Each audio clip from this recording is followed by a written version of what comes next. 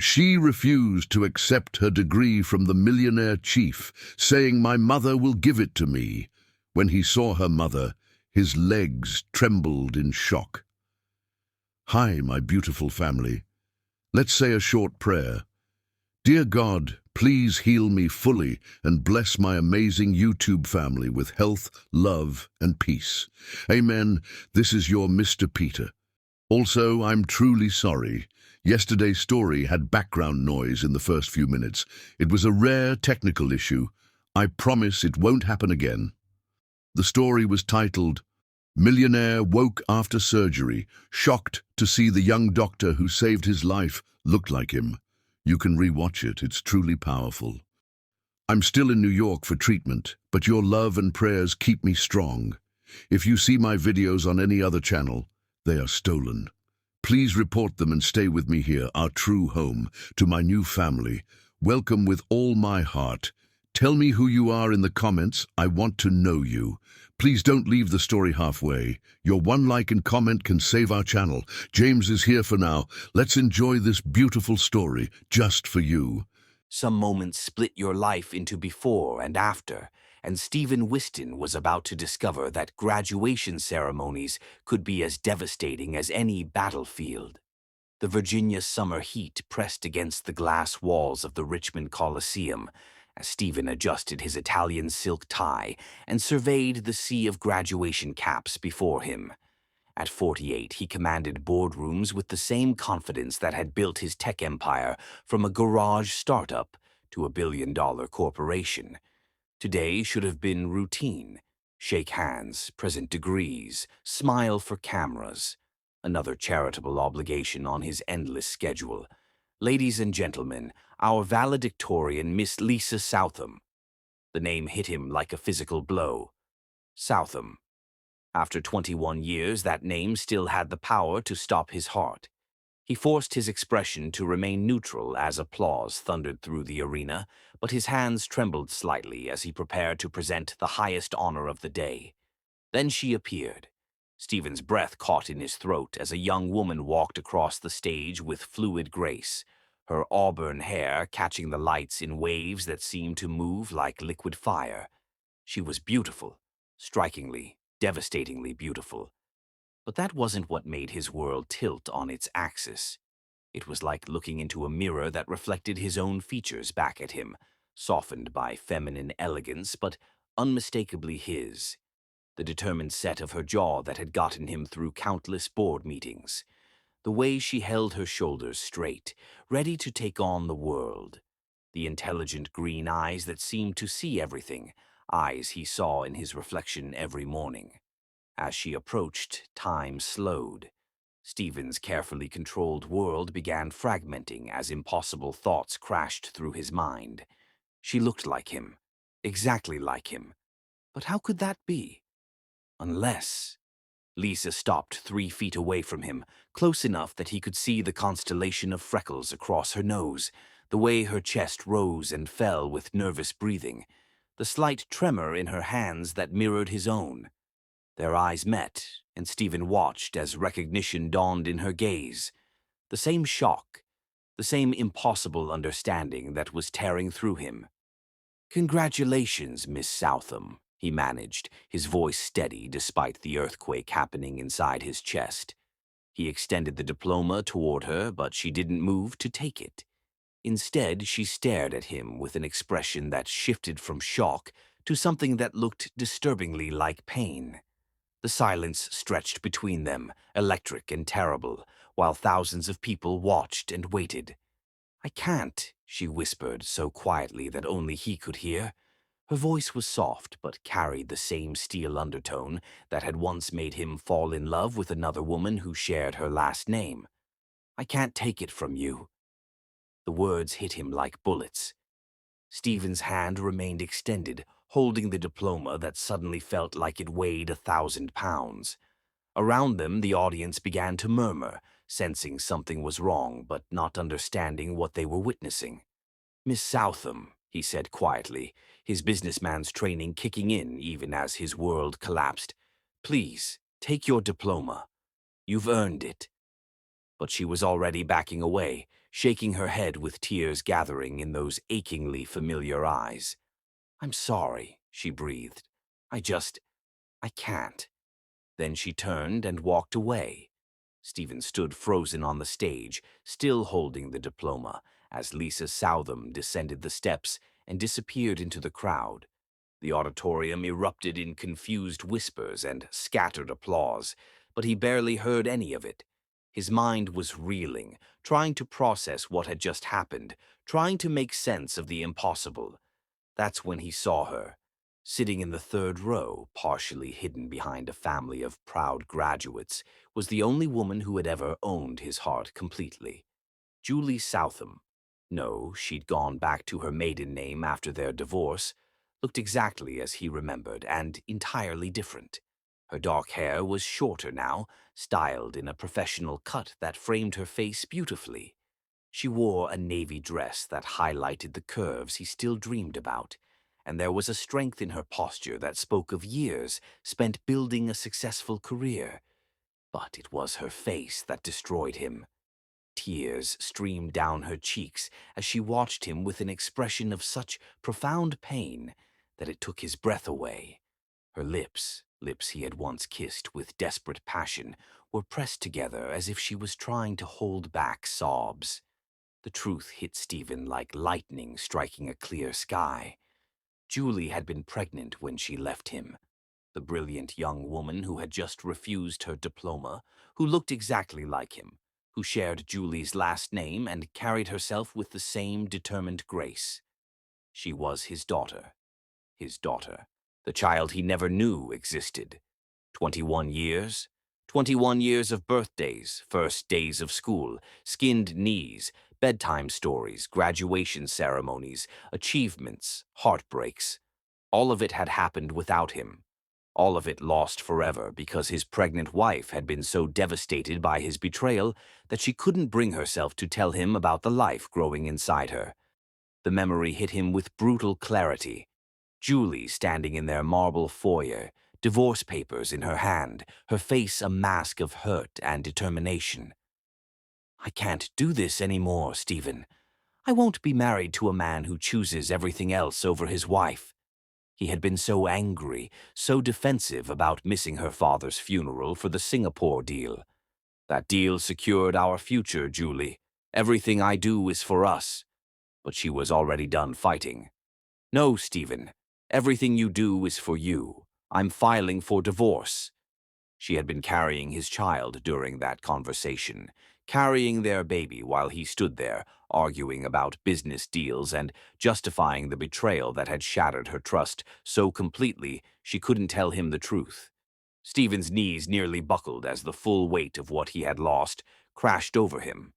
Not just Julie, though losing her had nearly killed him, but a daughter. A brilliant, beautiful daughter who had grown up without her father, because his ambition had been more important than the woman he claimed to love. The ceremony continued around him in a blur. He shook hands mechanically, smiled for photos, gave the closing remarks that someone had written for him months ago. But his mind was entirely focused on the two women who had just walked out of his life for the second time. As soon as the official proceedings ended, Stephen practically ran from the building, loosening his tie as he pushed through the crowd toward the parking lot. He had to find them, had to talk to Julie, had to understand how this was possible, how he could have lived 21 years without knowing he had a child. But they were gone. Stephen stood in the Virginia heat, surrounded by celebrating families, more alone than he had ever been in his life. Somewhere in this city were the two people who mattered more than all his wealth, all his success, all his carefully constructed empire. His ex-wife and the daughter who had every right to hate him. The daughter he had abandoned without even knowing she existed. The daughter who looked at him with his own eyes and walked away rather than accept anything from the man who had destroyed her mother's faith in love. Stephen pulled out his phone with shaking hands and dialed a number he hadn't called in years. Aurelius Kane Investigations. "Aurelius, it's Stephen Whiston. I need you to find someone for me. Two someones, actually." His voice cracked slightly. It's an emergency, the most important case of my life." As he waited for his car to arrive, Stephen stared up at the Virginia sky and made a promise to the universe, to whatever force had allowed him to discover this earth-shattering truth. He would find them. He would somehow make amends for 21 years of absence. He would prove that the man who had chosen business over love could change, could become the father his daughter deserved, and the husband Julie had needed all along. Even if it took everything he had, even if it destroyed him in the process. Some mistakes could never be undone, but Stephen Whiston was about to discover whether love could be strong enough to build bridges across decades of pain. The graduation ceremony was over, but Stephen's real education was just beginning. Chapter 2: The Marriage That Burned Too Bright. Love that burns with the intensity of a wildfire can illuminate the world, but it can also consume everything in its path, including the very hearts that created it.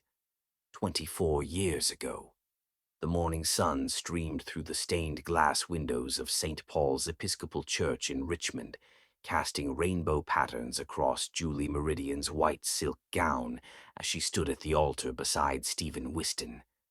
At 21, she was luminous with the kind of beauty that came from being completely, desperately in love. Her dark hair was swept into an elegant chignon, adorned with her grandmother's pearl comb, and her eyes sparkled with tears of joy as she gazed at the man who had captured her heart entirely.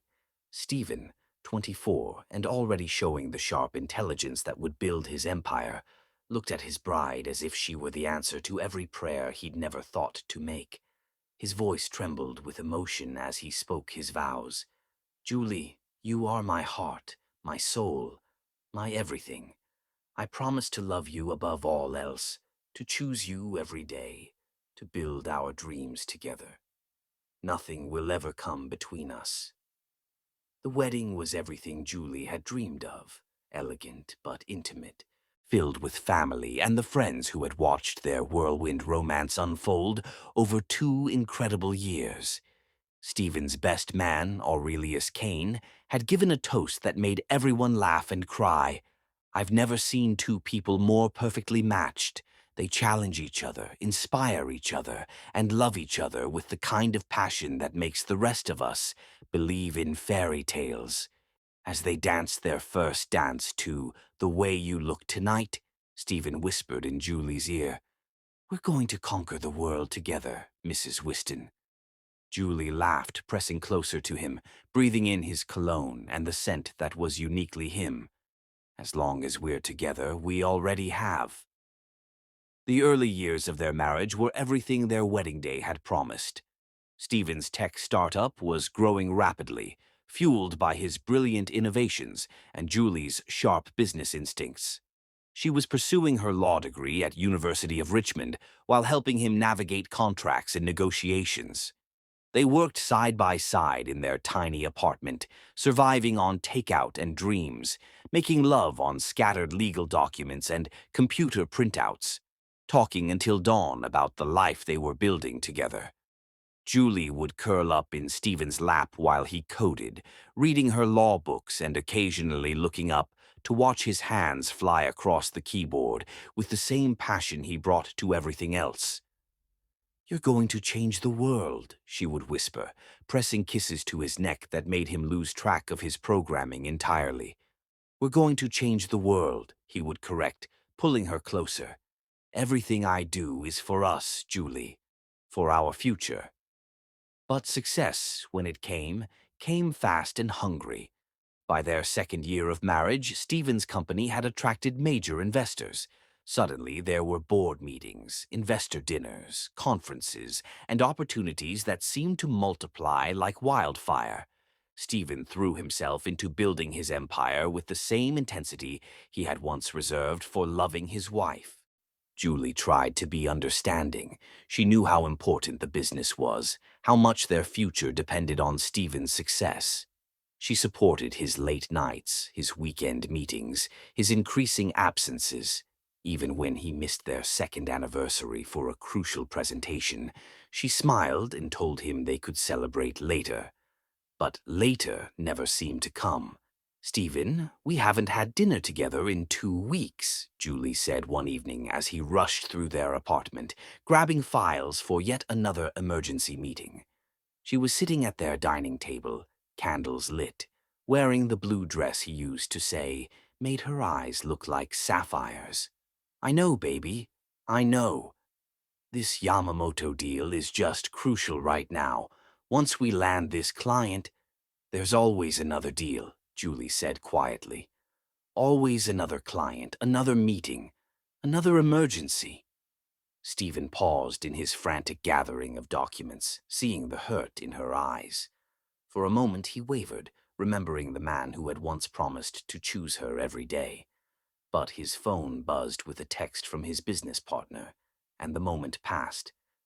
"Julie, you knew this was important when we started. Everything I'm doing is for us, for our future. Don't you want financial security? Don't you want the life we dreamed about?" "I want my husband," she whispered, but he was already gone. The breaking point came during Julie's 3rd year of law school, on the worst day of her life. Her father, the gentle literature professor who had raised her alone after her mother's death, suffered a massive heart attack while teaching his evening seminar at Virginia Commonwealth University.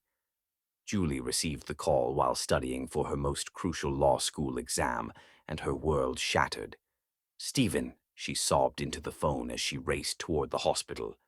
"Daddy's had a heart attack. The doctors say it's severe. Please, I need you. I can't do this alone." "Oh God, Julie, I'm so sorry. How serious is it? Are the doctors optimistic?" "I don't know. They won't tell me anything until family arrives. Stephen, I'm terrified. Please come to the hospital now." There was a pause that lasted forever. "Baby, I'm in the final hours of the Singapore negotiation. This deal represents 6 months of work. If I leave now, we lose everything." "My father is dying," Julie whispered, her voice breaking completely. "Stephen, please, I'm begging you. I need my husband." She could hear voices in the background, could picture Stephen in some sterile conference room, surrounded by contracts and ambition, while she stood alone in a hospital corridor that reeked of antiseptic and impending loss. "I'll catch the first flight tomorrow morning," he said finally. "The medical team will stabilize him. You're strong, Julie. You can handle this until I get there." The line went dead, leaving Julie staring at her phone in disbelief. Julie spent the next 18 hours alone, holding her father's hand as he fought for his life. She dozed in uncomfortable hospital chairs, sustained only by vending machine coffee and the hope that Stephen would change his mind, would realize that no business deal was worth missing this. But he didn't come. Professor Richard Meridian died at 3:47 a.m., with only his daughter by his side. Julie held his hand as he drew his last breath, whispering the poetry he had taught her, telling him how much she loved him. The nurses were kind, offering gentle condolences and practical guidance, but Julie felt utterly alone in her grief. Stephen arrived 12 hours later, triumphant from closing the biggest deal of his career. He found Julie in their apartment, still wearing the clothes she'd had on at the hospital, staring at the wall with empty eyes. "Julie, sweetheart, I'm so sorry about your father. But you should see what we accomplished. This Singapore deal is going to set us up for life. We can buy that house in Windsor Farms you loved. We can—" "He's dead," Julie said quietly, not looking at him. "I know, baby, I know. I'm sorry I couldn't get back sooner, but the time difference. You chose money over my dying father." Her voice was hollow, distant. "That's not— Julie, that's not fair. This deal was crucial for our future. Your father would have understood that I was providing for you." Julie finally looked at him, and Stephen was shocked by the emptiness in her eyes. This wasn't his passionate, fiery wife. This was a stranger wearing Julie's face. "Get out," she whispered. "Julie, please, let's talk about this." "Get out!" The words exploded from her with such force that Stephen actually stepped backward. Don't touch me. Don't talk to me. Just get out. Stephen grabbed some clothes and left, certain that Julie just needed time to grieve, that she would come to understand why the deal had been so important. He checked into a hotel, giving her space to process her loss. 3 days later, Julie's lawyer served him with divorce papers. Stephen's world imploded. He raced back to their apartment, but Julie was calm, controlled, devastating in her finality. I can't do this anymore, Stephen. I won't be married to a man who chooses everything else over his wife. Julie, please. One mistake doesn't erase 3 years of marriage. We can work through this. One mistake. Julie's laugh was bitter. Stephen, you've been choosing business over me for 2 years, missing dinners, canceling plans, forgetting anniversaries. But this, leaving me alone while my father died, this showed me who you really are. And I can't spend my life loving someone who will never love me back the same way. I do love you. Everything I do is for us. No, Stephen. Everything you do is for you. And I deserve better than being an afterthought in my own marriage. Stephen fought the divorce with the same intensity he brought to business deals, but Julie was immovable. The proceedings were swift and cold, dividing their modest assets and dissolving their 3-year marriage with legal efficiency. What Stephen didn't know, what Julie couldn't bring herself to tell him even in her lawyer's office, was that she was 8 weeks pregnant with his child. She had discovered it 3 days after her father's funeral, staring at the positive pregnancy test with a heart that was already shattered. The baby she had dreamed of having with Stephen was growing inside her, but she could no longer trust the man who would be its father. How could she tell him about their child when he had already proven that his priorities would always be elsewhere? How could she trust him with the most precious thing in her life when he had abandoned her during her darkest hour? So she said nothing. The divorce was finalized on a gray February morning. Stephen signed the papers with hands that shook with grief and rage, still believing he could somehow win her back. Julie signed with steady hands, feeling their baby flutter inside her for the first time, knowing she was choosing to raise this child alone rather than risk watching Stephen disappoint them both. As they left the courthouse through separate doors, neither of them spoke. Stephen because he was too proud to beg again. Julie because she was protecting the secret growing beneath her heart. 21 years later, standing in a graduation ceremony, they would both discover the true cost of that silence.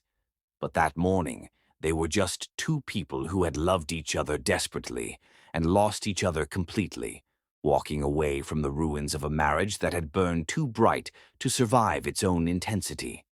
Chapter 3. Secrets that shaped 2 decades. The heaviest chains are not made of iron and steel, but of secrets and silence, binding hearts to choices that echo through decades like whispers that refuse to die. 21 years ago, snow fell steadily outside Richmond General Hospital as Julie Southam gripped the bed rails, her body racked with another contraction. At 24, she had never felt more alone or more determined. Her best friend, Oriana Blackwood, sat beside her, holding her hand and whispering encouragements, but Julie's eyes remained fixed on the window where snowflakes danced in the amber streetlight glow. I can see the head, Julie, Dr. Martinez announced with gentle excitement. One more push, and you'll meet your baby.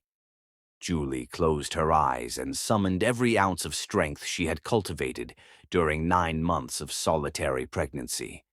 She had attended every appointment alone, assembled the crib alone, painted the nursery alone.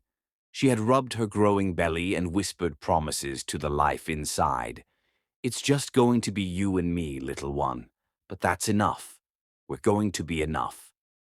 With a cry that seemed to come from the depths of her soul, Julie brought her daughter into the world. It's a girl, Dr. Martinez announced, and suddenly the room was filled with the most beautiful sound Julie had ever heard, her baby's first cry.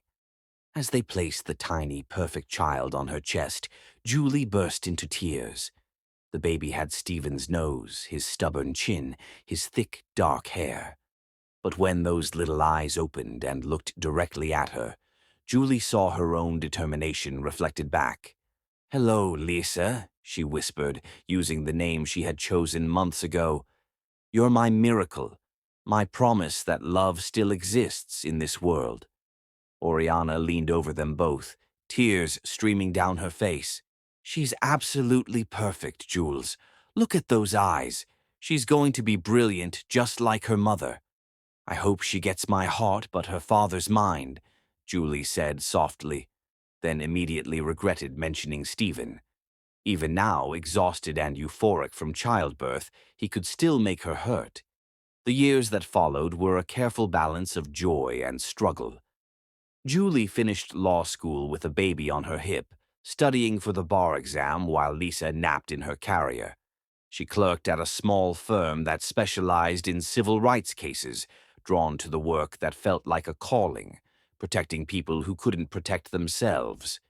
Lisa grew into a remarkable child, precociously intelligent, passionately curious about everything, and blessed with an innate sense of justice that made her champion every underdog on the playground. She had Stephen's analytical mind, but Julie's compassionate heart, creating a combination that both thrilled and terrified her mother. "Mama, why don't I have a daddy like the other kids?" 6-year-old Lisa asked one evening as Julie tucked her into bed. Julie's heart clenched, but she had prepared for this question. "Some families are different, sweetheart. Some have a mommy and daddy. Some have just a mommy or just a daddy. Some have two mommies or two daddies. Our family is perfect just the way it is." "But what happened to my daddy?" Lisa persisted with the relentless curiosity that would make her valedictorian 15 years later. Julie smoothed her daughter's hair, so much like Stephen's, and chose her words carefully. "Your daddy is someone who couldn't be part of our lives, but that doesn't mean you're missing anything, because you have all the love you need right here." It was a half-truth that became easier to tell as the years passed. Julie threw herself into building their life with the same intensity Stephen had once brought to his business. She specialized in cases that mattered, often working for clients who couldn't afford her fees because the cause was right. She bought a beautiful Victorian house in Church Hill, filled it with books and laughter and the artwork that Oriana created. She attended every school play, every volleyball game, every academic competition. But late at night, when Liesa was asleep and the house was quiet, Julie would sometimes find herself standing at her bedroom window, unconsciously turning the wedding ring she still wore on a chain around her neck. She had never taken it off, couldn't bring herself to let go of that final connection to the only man she had ever truly loved. Present day. Stephen's Maserati roared through Richmond's historic streets as he followed the address Aurelius Kane had provided after just 4 hours of investigation. His hands gripped the leather steering wheel so tightly his knuckles were white, his mind reeling with 21 years of questions that demanded answers. Julie and Lisa lived on East Grey Street in Church Hill in a meticulously restored 1890s Victorian, painted soft blue with white trim. The house was surrounded by gardens that spoke of careful tending, climbing roses on trellises, a wooden swing hanging from an ancient oak, herb gardens that scented the evening air. It looked like a home where a child would flourish, where love lived in every carefully chosen detail. Stephen sat in his car for 10 minutes, gathering the courage to walk up those steps and face the woman who had hidden his daughter from him for over 2 decades. Part of him wanted to storm up there, demanding explanations. Part of him wanted to drive away and pretend this impossible day had never happened. But the larger part, the part that remembered loving Julie Meridian more than his own life, knew he had to try to understand. The front door opened before he could knock. Julie stood in the doorway wearing jeans and a simple white blouse, her hair loose around her shoulders. At 45, she was even more beautiful than she had been at 21. Her face had character now, laugh lines, and the kind of confidence that came from building a successful legal practice while raising a brilliant daughter alone. But her eyes, those dark, expressive eyes that had once looked at him with complete trust, were guarded, wary.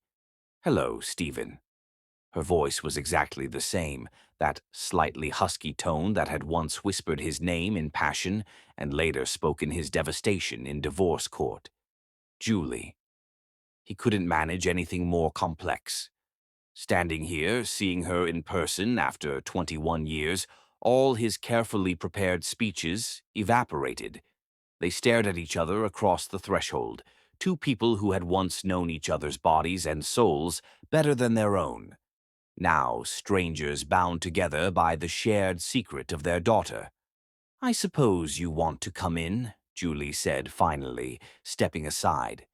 The interior of the house was warm, filled with photographs and artwork, and the accumulated treasures of a life well lived. Stephen's eyes immediately found the pictures of Lisa as a toddler with paint on her face, as a little girl in a soccer uniform, as a teenager at her high school graduation. 21 years of moments he had missed, displayed like accusations on the mantelpiece. "She's beautiful," he said quietly. "She's brilliant," Julie replied, settling into an armchair that had clearly been her favorite spot for years. "Valedictorian, full scholarship to law school, volunteers at 3 different nonprofits. She's everything I dreamed she could be." Stephen remained standing, too agitated to sit. "How long have you been living here?" 15 years. I bought this house when my practice started doing well." Lise picked out the paint colors for her room. She chose purple with silver stars on the ceiling because she loves astronomy. "Like me?" Stephen said without thinking. Julie's expression softened for just a moment. "Yes, like you. She has your mind, Stephen, your curiosity, your ability to see patterns and solutions that others miss. But she uses those gifts to help people instead of accumulating wealth." The barb hit its target, but Stephen accepted it. He deserved worse. "Julie, why didn't you tell me? When you were pregnant, why didn't you—" "Tell you what?" Julie's voice turned sharp. "That I was carrying the child of a man who chose a business deal over being with me when my father died. That I was about to bring a baby into the world with someone who had already proven he would always have more important priorities. I would have come back if I'd known about the pregnancy." "Would you?" Julie stood up, her composure finally cracking. "Really, Stephen? You would have abandoned your precious Singapore deal for a baby you didn't even know you wanted?" "Yes." The word exploded from him with such force that Julie stepped back. "Yes, Julie, I would have. A child, our child, that changes everything." "No, it doesn't." Julie's eyes blazed with 21 years of suppressed pain. "You already had everything that should have mattered. A wife who loved you, a marriage that was supposed to be the most important thing in your life. And you chose business anyway.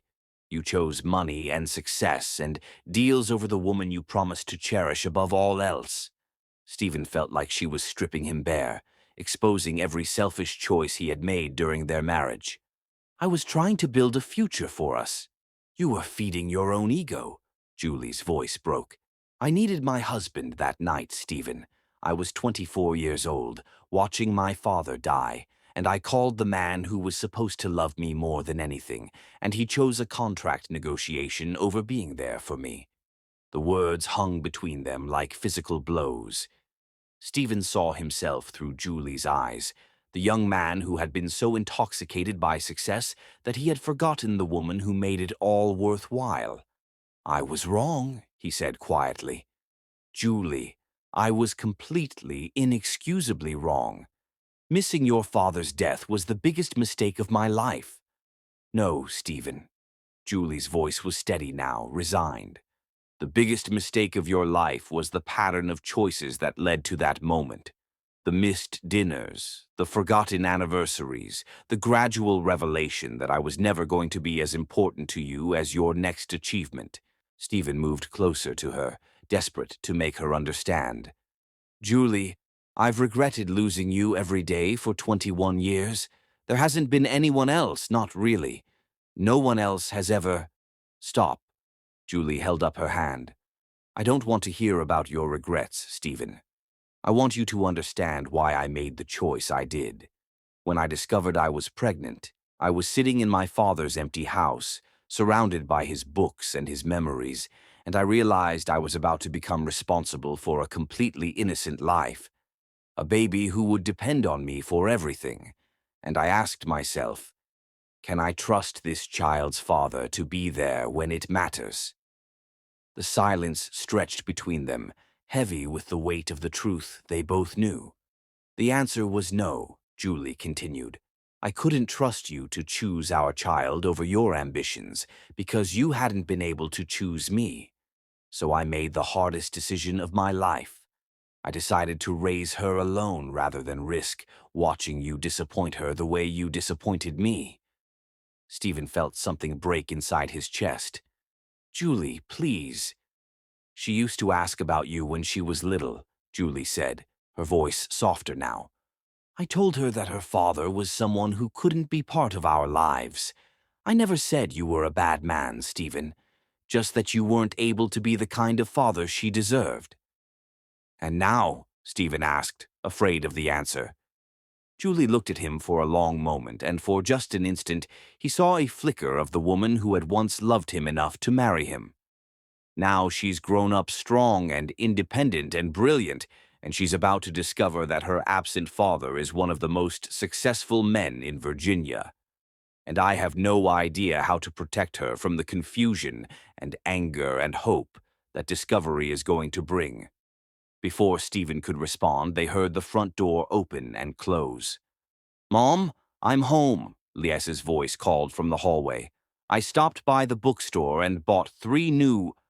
She appeared in the doorway and froze, seeing Stephen standing in her living room like a ghost, materialized from her past. For a moment, no one spoke. Then Lisa looked between her parents, the mother who had given her everything and the father who was a complete stranger, and asked the question that would change all their lives.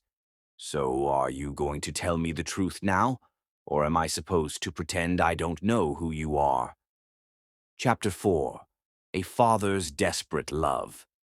Desperation can make a man do extraordinary things, but when that desperation is born from 21 years of unknowing absence, it becomes a force that can move mountains, change destinies, and sometimes, if fortune smiles, heal the deepest wounds a heart can bear.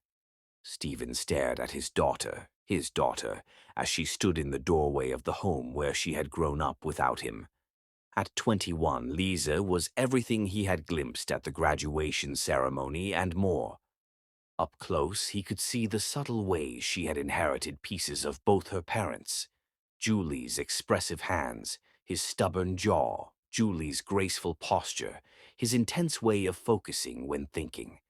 She was wearing jeans and a vintage band t-shirt, her auburn hair pulled back in a messy bun that somehow managed to look both casual and elegant. The truth, Lisa said, settling into the chair across from where Stephen stood awkwardly by the fireplace, is what I've been asking for my entire life. Julie moved to sit beside her daughter, an instinctive protective gesture that didn't go unnoticed. Lisa, sweetheart, this is complicated. No, Mom. Lisa's voice was firm but not unkind. What's complicated is finding out that my father is Stephen Whiston, the Stephen Whiston whose company I've been following for my senior thesis on ethical business practices.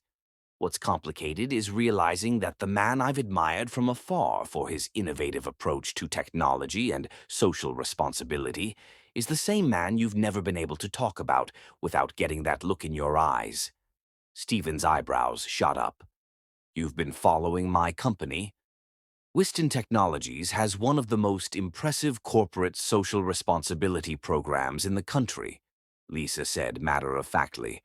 Your scholarship program for underprivileged students, your green energy initiatives, Your policy of paying living wages to all employees, including overseas contractors. It's exactly the kind of conscious capitalism I want to practice when I start my nonprofit. You want to start a nonprofit? Stephen asked, unable to hide his interest. To provide legal aid and educational resources for disadvantaged communities, Lisa explained, warming to the subject. Too many people can't afford quality legal representation, and too many kids don't have access to the kind of education that could change their lives. I want to bridge that gap. Stephen felt his heart swell with pride. This brilliant, passionate young woman was his daughter. His child had grown up to embody everything he wished he had valued more when he was her age. "That's incredible," he said softly. "When I was 21, all I could think about was building my company and making money. You're already thinking about how to make the world better." "Well," Lisa said with a slight smile that was pure Stephen Whiston, "I had an excellent example of how to use success responsibly, even if I didn't know he was my father at the time." The next 3 weeks became the most intense crash course in parenting that Stephen had ever imagined. He approached learning about his daughter with the same methodical determination that had built his empire, but with a tenderness he hadn't known he possessed. He discovered that Liese volunteered at the Richmond Community Kitchen every Tuesday and Thursday evening, serving meals to homeless families and individuals struggling with poverty. Without announcement or fanfare, Stephen began showing up, rolling up his sleeves and ladling soup beside the daughter, who initially watched him with curious suspicion. "You don't have to do this," Lisa said during his 3rd week of volunteering, as they cleaned tables together after the dinner service. "I want to understand what matters to you," Stephen replied simply. "If feeding people matters to you, then it matters to me." Liesa paused in her wiping, studying his face. "It's not about impressing me, you know. You can't volunteer your way into being my father." Stephen stopped what he was doing and looked at her directly. "You're absolutely right. I can't earn the title of father after 21 years of absence. But maybe, if you're willing, I can learn how to be worthy of the chance to try." Something in his tone made Lisa's expression soften. "Why now?" "You could have found us any time if you'd really wanted to." "Because I didn't know you existed," Stephen said, his voice rough with emotion. "Liese, if I had known about you, there is nothing. No deal, no amount of money, no opportunity in the world that would have kept me from being part of your life. Losing your mother was the biggest mistake I ever made. Missing your entire childhood because of that mistake is the tragedy I'll never recover from." They finished cleaning in thoughtful silence, but when Stephen offered to drive her home, Lisa accepted. Stephen also learned that his daughter was fiercely intelligent, reading everything from legal theory to environmental philosophy to Maya Angelou's poetry. When he discovered she loved astronomy, something she had indeed inherited from him, he bought her a professional-grade telescope, only to have her initially refuse it. "I don't want your money," she said firmly, standing in the doorway of their Church Hill home with her arms crossed. "It's not about money," Stephen replied, carrying the telescope case up their front steps. "When I was your age, I spent hours on my grandmother's farm in Hanover County, looking at the stars and dreaming about the future. I wanted to share that with you, the wonder of it, not the cost."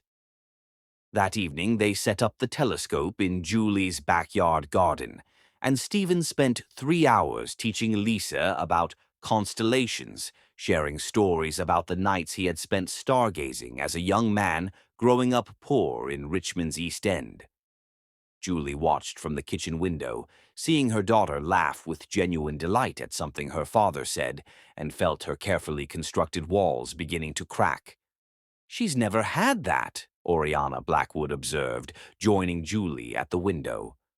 Oriana had become like a sister to Julie over the years, and an honorary aunt to Lisa. Now a successful artist with her own gallery, she was one of the few people who knew the complete truth about Lisa's parentage. Had what? Julie asked, though she knew the answer. A father figure who shares her interests. Look at her face, Jules. She's glowing. Julie watched Stephen patiently adjusting the telescope lens, while Lisi peppered him with questions about stellar formation. I know. That's what scares me. Why? Because what happens when he gets bored? When the novelty of having a daughter wears off and his business demands his attention again? What happens when she needs him and he chooses something else instead? Maybe he's changed, Oriana suggested gently. Or maybe he's just on his best behavior because everything is new and exciting. I can't let her get attached if he's going to leave again. But even as Julie spoke the words, she could see that it was already too late. Liese was attached, and if she was being completely honest with herself, so was she. The crisis that changed everything came on a rainy Thursday evening in October. Liese was walking back to her car after volunteering at the community kitchen when three men approached her in the dimly lit parking lot. She had taken self-defense classes and was generally careful about safety, but the men had been watching, waiting for the perfect moment when she would be alone and vulnerable. Nice purse, one of them said, blocking her path to her Honda Civic. Why don't you hand it over, along with those keys? Lisa's pulse hammered, but she kept her voice steady. I don't want any trouble. You can have the purse, but I need my keys to get home safely. You'll give us whatever we demand, another man snarled, stepping closer with predatory confidence. That's when Stephen materialized from the shadows like an avenging angel. He had been maintaining a respectful distance during Lisa's volunteer work, not wanting to crowd her but unable to ignore his paternal instincts about her safety. When he saw the three men cornering his daughter, something primal and protective exploded inside him. 21 years of missed opportunities to protect her condensed into pure, focused rage. Step away from her, Stephen said, his voice carrying the authority of a man accustomed to being obeyed. The men turned, initially dismissive of this well-dressed stranger, but something in Stephen's stance made them reconsider. Stephen had grown up in a rough neighborhood before his success, and some instincts never fade. Walk away, old man, the leader of the group warned. This isn't your business. That's my daughter, Stephen said quietly, which makes it very much my business. What happened next took less than 2 minutes. Stephen had maintained his physical fitness over the years, and desperation gave him strength he hadn't used in decades.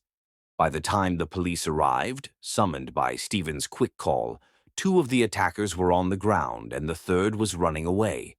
Later, at the hospital where they had taken Lise to be checked for shock and minor injuries, she sat holding her father's bandaged hand while Julie paced anxiously nearby. You could have been killed, Julie said for the 4th time. Stephen, there were 3 of them. You could have been seriously hurt. They were threatening my daughter, Stephen replied simply. Julie, I would die before I let anyone hurt her. Lise looked up at him with tears in her eyes. You called me your daughter. You are my daughter, Stephen said, his voice gentle but certain. I may have missed 21 years of your life, but you're my child, Lisa, and I will spend the rest of my life trying to be worthy of that gift. For the first time since the graduation ceremony, Liese hugged her father. It was tentative at first, then fierce. 21 years of questions and longing and hope wrapped up in a moment that made Julie's breath catch in her throat. Thank you, Liese whispered against Stephen's shoulder. Thank you for protecting me. Thank you for being there. I'll always be there, Stephen promised, meeting Julie's eyes over their daughter's head. Both of you. I swear I'll always be there when you need me. Later that night, after Stephen had gone home and Lisa was safely asleep in her room, Julie stood in her kitchen making tea and trying to process the evening's events. She kept seeing the look on Stephen's face when he realized Lisi was in danger, pure, protective love that would have moved heaven and earth to keep their daughter safe. When her phone buzzed with a text message, she wasn't surprised to see Stephen's name. "Thank you for letting me be part of her life. I know I don't deserve the chance, but I won't waste it.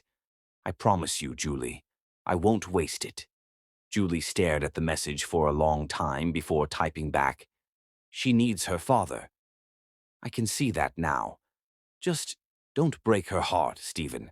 I couldn't survive watching her go through what I went through." His response came immediately. "I would die first. Both of you, you're everything to me now. Everything."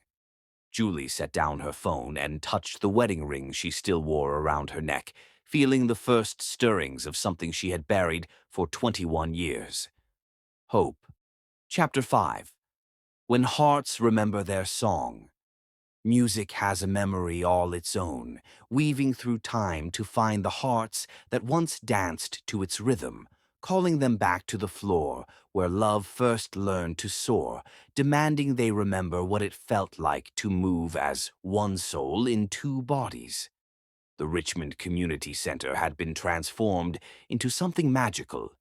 What was usually a utilitarian space for neighborhood meetings and children's programs now glowed with soft golden lighting, round tables draped in white linens, and a small dance floor surrounded by autumn flowers. The annual fundraiser for the legal aid clinic where Julie volunteered had always been important to her. But this year felt different. This year, Stephen Whiston was her guest.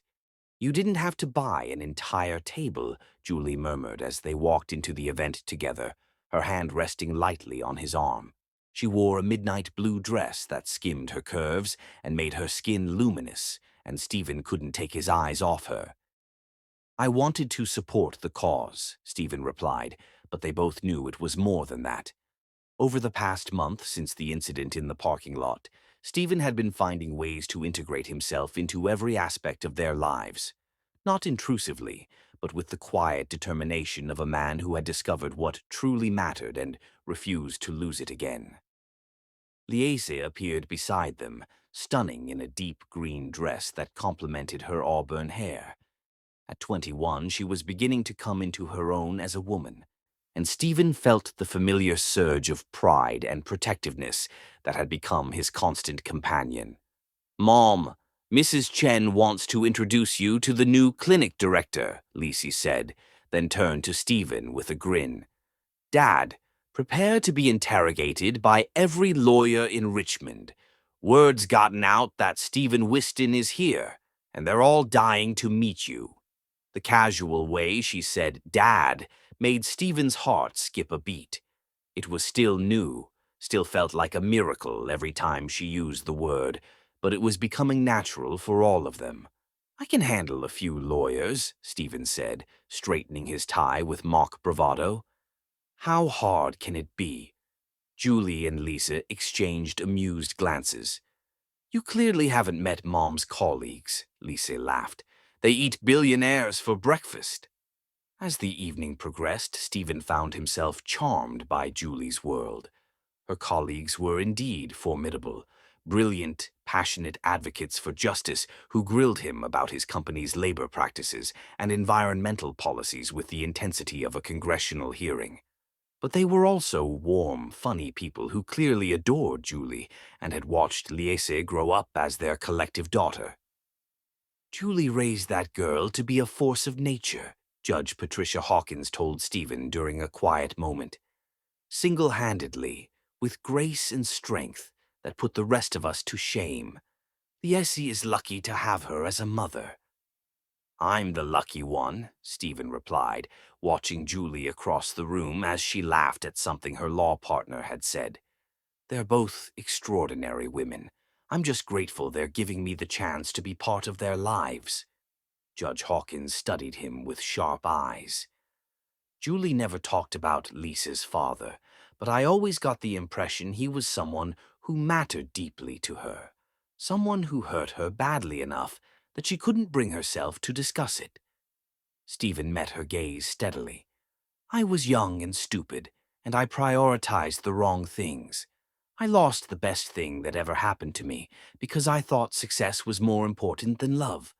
I won't make that mistake again." "See that you don't," the judge said firmly.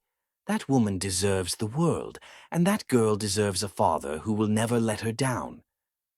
When the band began playing, Stephen watched couples take to the dance floor and felt his chest tighten with longing. How many times had he dreamed of holding Julie in his arms again? How many nights had he lain awake remembering the way she used to fit against him perfectly, the way she would close her eyes and smile when they danced? "Go ask her," Lisa said, appearing beside him with 2 glasses of wine. "She's been watching you watch her all evening." Stephen turned to look at his daughter in surprise. "I don't want to make her uncomfortable." "Dad," Liza said with the patient tone of someone explaining something obvious, "Mom is many things, brilliant, stubborn, protective to a fault. But she's not a woman who does anything she doesn't want to do. If she agreed to come here with you tonight, if she's been letting you into our lives, it's because part of her wants you there." "And what do you want?" Stephen asked, suddenly needing to know. Lizzie considered the question seriously. "I want my parents to be happy, both of them. And I've never seen Mom look at anyone the way she looks at you when she thinks no one is watching." Stephen set down his wineglass and straightened his shoulders. "Wish me luck." "You won't need it," Lisa said with a smile that was pure Julie Southam. "But good luck anyway." Stephen crossed the room with the purposeful stride that had once intimidated boardrooms full of investors. Now he was using it to approach the woman who had owned his heart for over 20 years, who still wore his wedding ring on a chain around her neck, who had raised their daughter to be everything beautiful and strong in this world. "Julie," he said softly, extending his hand, "would you dance with me?" Julie looked up at him with those dark eyes that had haunted his dreams, and for a moment he saw 25 years disappear. She was the law student who had challenged him in debates that turned into kisses. She was the bride who had promised to love him forever. She was the woman whose laugh could light up his entire world. "I haven't danced in years," she said, but she was already placing her hand in his. "Then we'll remember together." Stephen led her onto the dance floor just as the band began playing At Last by Etta James. The irony wasn't lost on either of them. The song spoke of finding love after long, lonely nights, of hearts finally coming home. As Stephen pulled Julie into his arms, 21 years of separation dissolved like morning mist. She still fit against him perfectly. Her head still reached exactly the right height to rest against his shoulder, and her hand still curved into his as if they had been designed as matching pieces of the same puzzle. "This is dangerous," Julie whispered as they began to move together, her voice breathy with emotion. "Why?" Stephen asked, his voice rough with longing. "Because you feel like coming home," she admitted, and he felt her carefully constructed walls crumbling in real time. "Because holding you like this makes me remember why I fell in love with you in the first place. Because I spent 21 years convincing myself I was stronger without you, and 5 minutes in your arms is destroying all that careful self-protection."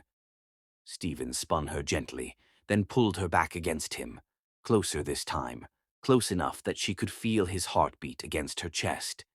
"Julie, I've never stopped loving you, not for a single day in 21 years.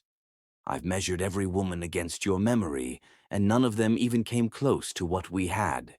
Stephen, I know I don't deserve another chance," he continued, his lips close to her ear, his voice barely audible over the music. "I know I hurt you in ways that might never heal completely. But Julie, what we had, what we still have, it's real. It's still alive between us, still burning after all these years. Can you feel it?" Julie closed her eyes, allowing herself to sink into the sensation of being held by the only man she had ever truly loved. "That's what terrifies me," she whispered back. "I can feel it, Stephen. God help me. I can feel everything we used to be, everything we could be again. But I'm not 21 anymore. I can't survive being abandoned again. I won't put Lisa through watching her mother fall apart a second time." "You won't be," Stephen said fiercely. "Julie, I swear to you on our daughter's life, you will never be abandoned again. I would die before I hurt you the way I did before." The song was ending, but neither of them wanted to let go. Around them, other couples continued dancing, but Stephen and Julie stood still in each other's arms, lost in a moment that felt suspended outside of time. "I want to believe you," Julie said finally, looking up at him with tears in her eyes. "Stephen, you have no idea how much I want to believe you. But wanting and trusting are different things." "Then let me prove it to you," Stephen said, cupping her face in his hands with infinite tenderness. "Give me the chance to show you that I've learned what really matters. Give me the chance to love you the way you deserve to be loved." For a moment, Julie leaned into his touch, her eyes fluttering closed. Stephen thought she might kiss him, thought 21 years of separation might end in this perfect moment. But then she stepped back, leaving him cold and aching. "I need time," she said quietly. "Stephen, this is all happening so fast. A month ago, you didn't even know Lisa existed. Now you're in our lives, making promises, asking me to trust you with my heart again. I need time to think." Stephen wanted to argue, wanted to tell her that they had already lost 21 years and couldn't afford to waste any more time, but he could see the fear in her eyes, could understand why a woman who had been devastated by his betrayal would need to move slowly. "Take all the time you need," he said finally. "I'm not going anywhere, Julie. I'll wait as long as it takes." As they walked back to their table, where Lise was deep in conversation with several young lawyers about her nonprofit plans, Stephen felt both hopeful and frustrated. He had felt Julie's walls cracking, had felt her responding to him with the same intensity that had once burned between them. But he also understood that love wasn't enough if trust was broken. He would have to rebuild that trust brick by brick, moment by moment, choice by choice. "Everything okay?" Lise asked when they rejoined her, her perceptive eyes taking in her mother's flushed cheeks and her father's intense expression. "Everything's fine, sweetheart," Julie said, but her voice was slightly breathless. Stephen sat down and immediately found himself drawn into Lisa's enthusiastic description of her nonprofit plans. As he listened to his daughter's vision for changing the world, watching the animated way she gestured when she was passionate about something, he felt a surge of love so powerful it nearly overwhelmed him. This was his family, the woman who still wore his ring around her neck, the daughter who called him dad with growing confidence, the life he had thrown away in his youth and somehow been given the miraculous chance to reclaim. He wouldn't waste it this time.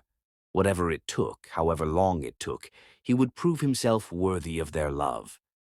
The music played on around them, but Stephen barely heard it. All his attention was focused on the two women who had become his entire world, planning a future he prayed would include all three of them together. At last, indeed. Chapter 6. Building Bridges Across Time.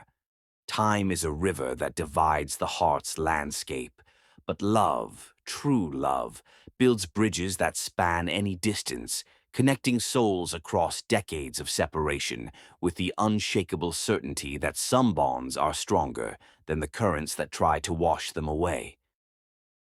The November morning was crisp and bright when Stephen arrived at Julie's house with 2 cups of coffee and a folder full of documents. Over the past 6 weeks, their Saturday morning meetings had become a ritual. Lisa would present her latest ideas for her nonprofit organization, and Stephen would offer business advice while trying not to be too obviously proud of his daughter's brilliance. "Dad, you're early," Lisa called from the kitchen window, her face breaking into the smile that never failed to make Stephen's heart soar.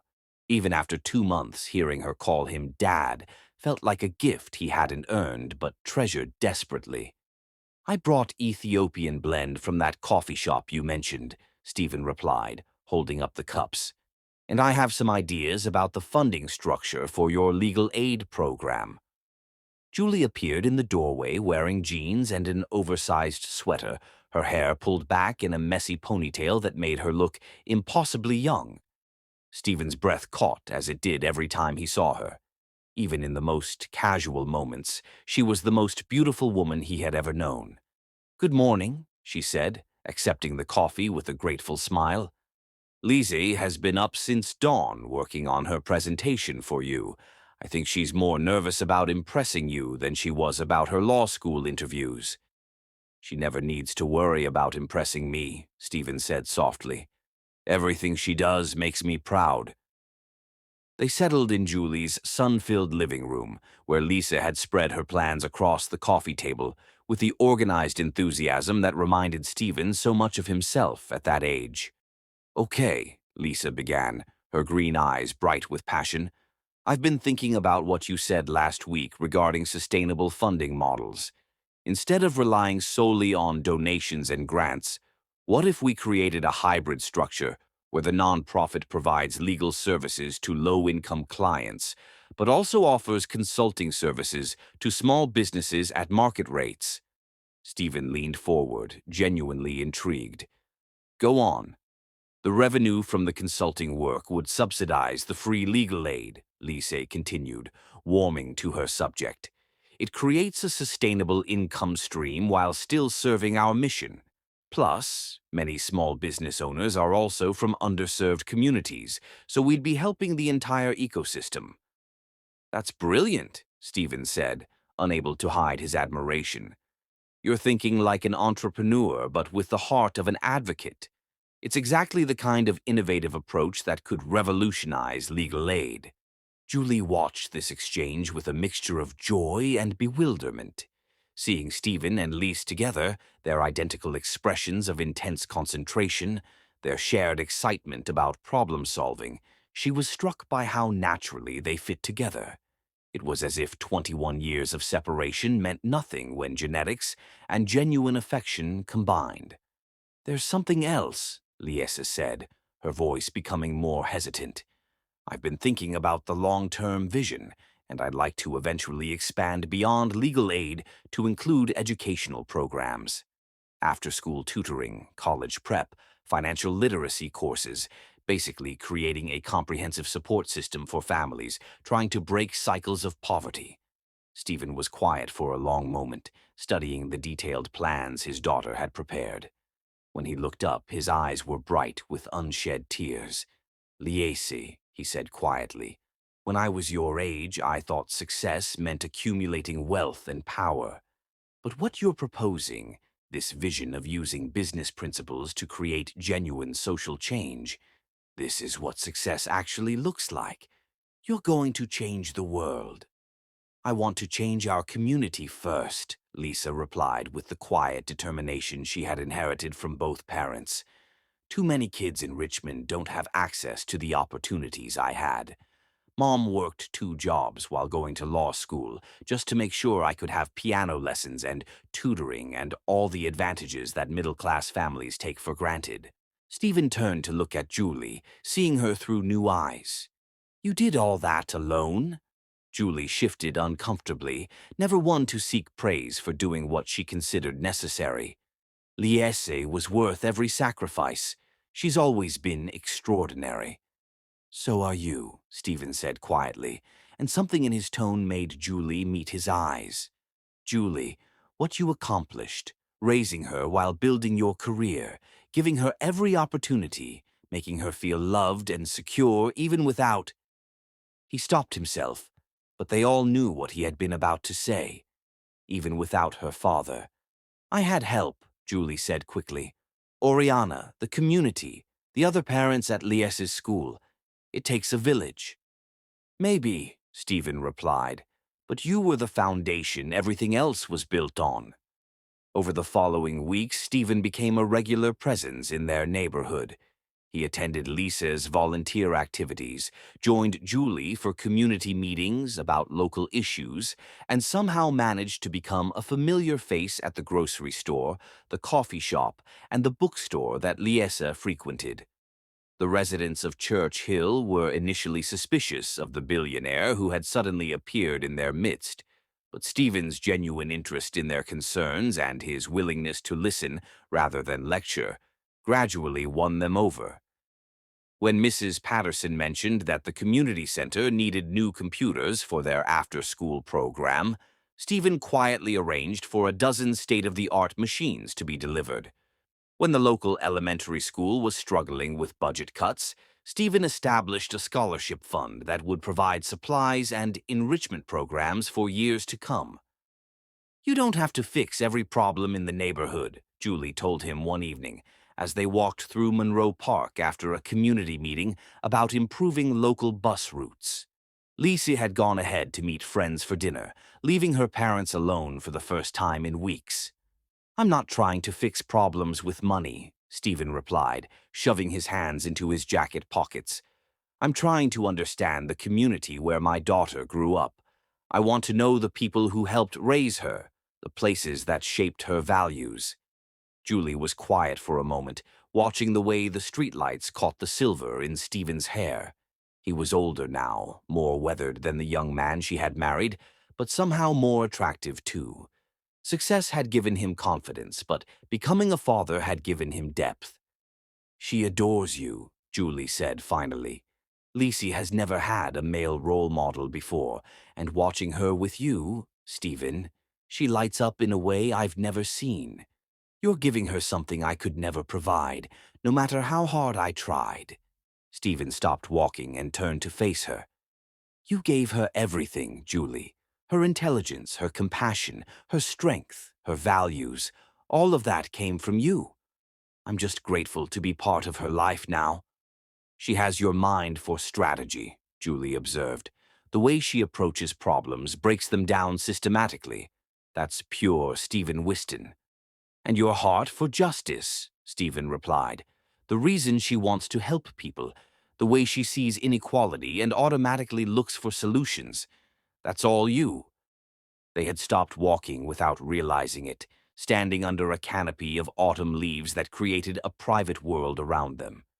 The air between them hummed with the same tension that had been building since the night they danced, electric and undeniable. "Stephen," Julie began, but he shook his head. "I know," he said quietly, stepping closer until she could smell his cologne, until she could see the flecks of gold in his green eyes. "You need time. I understand that completely, Julie. But I need you to know that every day I spend with you and Lisa, every moment I'm part of this life you've built, I fall in love with both of you all over again." Julie's breath caught in her throat. "Don't—" "I'm not asking for anything," Stephen continued, his voice tender but intense. "I'm just telling you that coming home to dinner with my family, helping our daughter with her dreams, watching you in your element fighting for people who need an advocate, this is the life I should have chosen 24 years ago. This is the life I'm choosing now, if you'll let me." "And what if I can't choose it back?" Julie whispered, her eyes bright with unshed tears. "Stephen, what if too much has happened? What if I can't trust you with my heart again?" Stephen reached out slowly, giving her time to pull away, and gently brushed a tear from her cheek. "Then I'll spend the rest of my life proving that I'm worth the risk.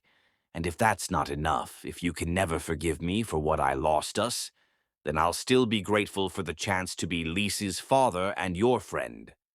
Before Julie could respond, Stephen's phone buzzed with an urgent text message. He ignored it at first, but it buzzed again insistently. "You should check that," Julie said, stepping back and breaking the spell between them. Stephen reluctantly pulled out his phone and frowned at the message from his assistant. "There's a problem at the office. Apparently, one of my competitors is making some kind of public statement about my company." "Carlisle Merchant?" Julie asked, recognizing the name from business news articles. Stephen's expression darkened.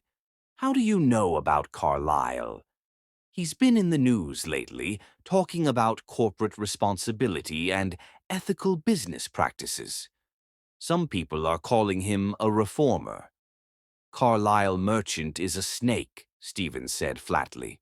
He talks about ethics when it serves his purposes, but I've been competing with him for 15 years, and I know what he's really like.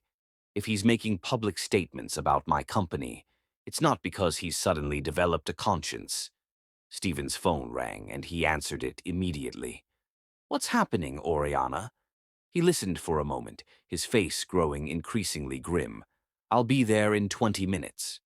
He hung up and turned to Julie with an apologetic expression. I have to go.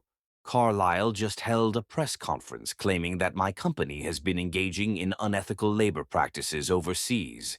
It's complete fabrication, but I need to deal with it before it damages our reputation. Go, Julie said, understanding the urgency. Handle your business. Stephen hesitated, clearly torn between his professional obligations and his desire to stay with Julie. This feels familiar, he said quietly. And I hate it. This is different, Julie replied, and she meant it. This is crisis management, not choosing ambition over family. Go take care of your company, Stephen. We'll be here when you get back. As Stephen walked away, pulling out his phone to make calls, Julie felt a chill that had nothing to do with the November air. Carlyle Merchant was dangerous. She knew that from her research into corporate corruption cases. If he was targeting Stephen's company, it wasn't just about business rivalry. It was personal, and that meant her family was about to be caught in the crossfire. Chapter 7. When the past comes to destroy the future. Sometimes the greatest cruelty of fate is not to deny us our heart's desire, but to place that precious dream within our grasp only to tear it away when we have finally learned to hope again, when we have finally remembered what it means to be whole. The attack came like a surgical strike, precise and devastating. Julie first sensed something was wrong when her law partner, Marcus Chen, burst into her office on a gray December morning with his usually composed demeanor completely shattered. Julie, we have a problem, he said, closing the door behind him and locking it, something he had never done in their 12 years of partnership. A big problem. Julie looked up from the brief she was reviewing, immediately alert. What kind of problem? The kind that could destroy everything we've built here, Marcus replied, sinking into the chair across from her desk. I just got off the phone with our primary investor. Carlyle Merchants Holding Company has been quietly buying up our debt for the past 6 months. As of this morning, he owns 60% of our practice. The words hit Julie like physical blows. That's impossible. Our debt is held by Richmond First Bank. We have a long-standing relationship with them. Banks sell debt all the time, especially when someone offers them a premium, Marcus said grimly. Apparently, Merchant's been systematically acquiring the debt of small law firms that specialize in civil rights cases. He's calling it restructuring the legal aid industry for maximum efficiency. Julie felt the blood drain from her face. He's shutting us down. Worse than that, he's demanding immediate payment of all outstanding debt, $3 million, or he's foreclosing on the practice and all our assets. We have 72 hours. $3 million, Julie's voice came out as a whisper. Marcus, we don't have anywhere near that kind of liquid capital. I know. I've already made some calls. No bank is going to give us an emergency loan for that amount without collateral we don't have. Julie, I think we're done. Marcus slumped in his chair, looking every one of his 53 years.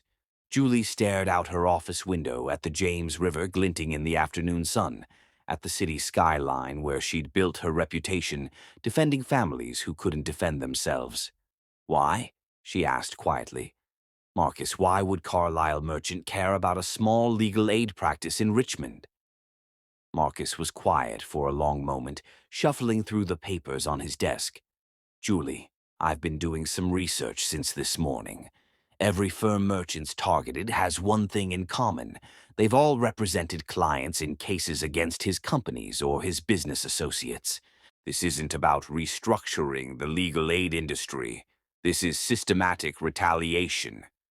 We've never gone up against merchant industries directly. No, but remember the Henderson chemical case 3 years ago?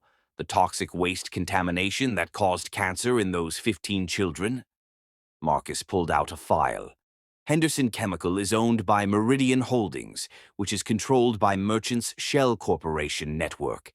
We cost him $43 million in that settlement, plus damages to his reputation. Julie closed her eyes, remembering the case. 15 families whose children had developed cancer from contaminated groundwater. The victory had been one of the most satisfying of her career, but apparently it had also painted a target on her back. The next 48 hours passed in a blur of desperate phone calls and failed negotiations. Julie contacted every investor, every bank, every potential source of funding she could think of. The answer was always the same. No one was willing to risk going up against Carlisle Merchant. On the second evening, as Julie sat in her office, surrounded by bankers' boxes and trying to figure out which cases could be transferred to other firms before they were forced to close, her assistant knocked on the door. "Ms. Southam, there's someone here to see you from Richmond Capital Management." Julie looked up, confused. She had never heard of Richmond Capital Management. Did they say what this is about? "Something about a financial arrangement regarding your current situation." Hope flickered in Julie's chest. Maybe someone was willing to help after all. The man who entered her office was impeccably dressed in an expensive suit, carrying a leather briefcase that probably cost more than most people made in a month. "Ms. Southam, I'm David Mitchell from Richmond Capital Management. I understand you're facing a financial difficulty with your practice." "That's correct," Julie said cautiously, "though I'm not sure how that concerns your company." "We've been authorized to offer you a solution.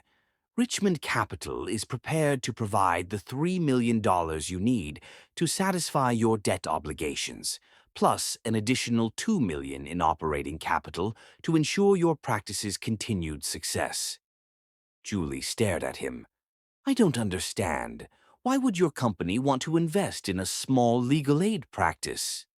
"Let's just say we believe in the work you're doing and want to see it continue." Something about his polished demeanor set off alarm bells in Julie's mind. "Mr. Mitchell, I need to know who's behind this offer. Who owns Richmond Capital Management?" Mitchell's smile never wavered. "I'm afraid our client prefers to remain anonymous, but I can assure you that this is a legitimate business offer with very reasonable terms." "What terms?" 5% interest over 10 years, with the option to convert the debt to equity if you choose. Essentially, we're offering to save your practice with minimal strings attached.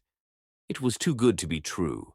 Julie knew that, felt it in her bones, but she was drowning and someone was throwing her a life preserver. "I need time to think about this." "I'm afraid time is something you don't have," Mitchell replied. "The offer expires at midnight tonight. After that, I believe Mr. Merchant will proceed with foreclosure." Julie spent the next 3 hours in agony, consulting with Marcus and their other partners, trying to find any alternative. But there was none. At 11:47 p.m., she signed the papers that saved her practice.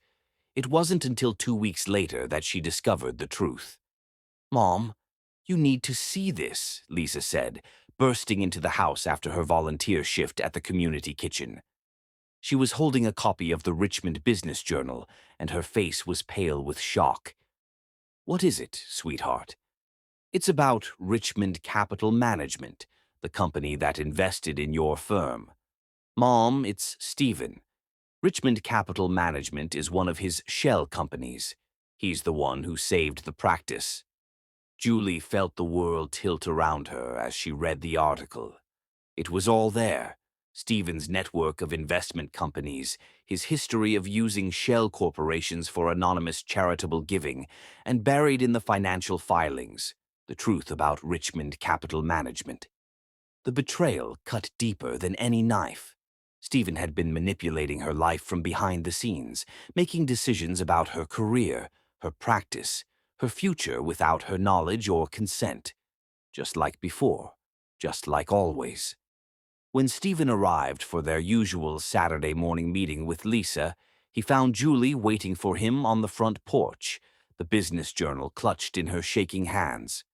"Julie," he said, immediately sensing the storm in her eyes. "What's wrong?"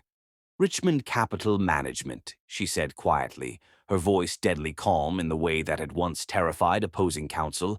Stephen's face went white as chalk. "Julie, let me explain." "Explain what?"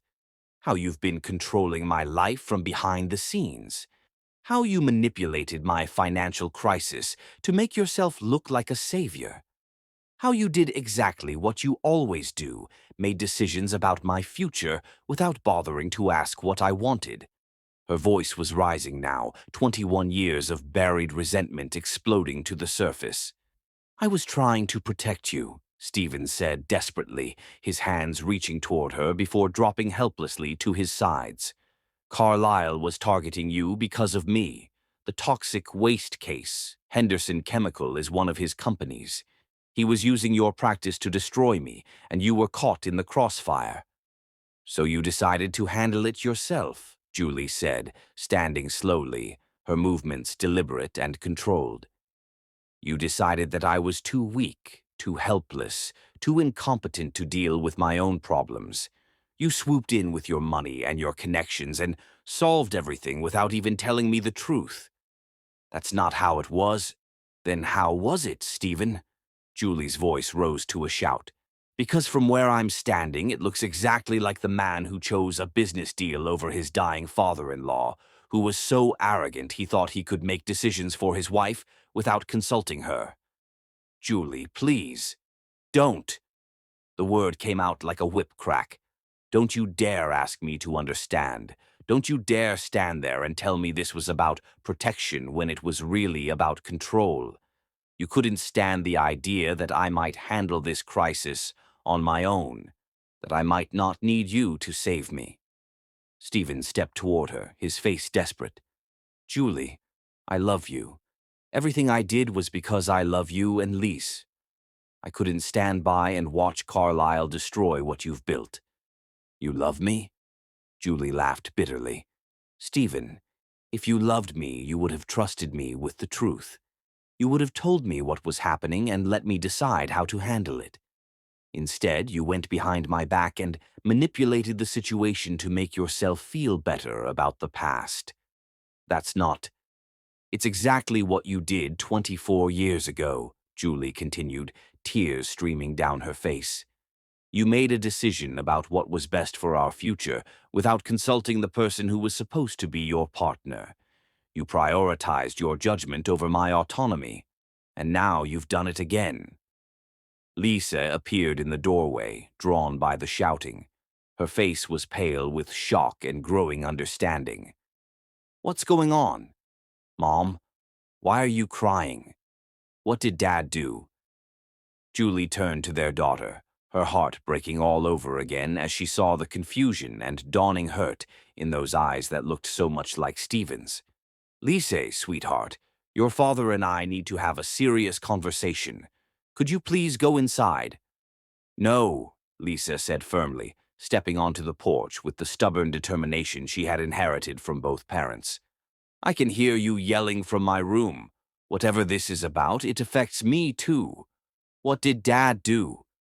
Stephen looked at his daughter's face, so trusting, so full of love for the father she had only just found, and felt his heart shatter into pieces.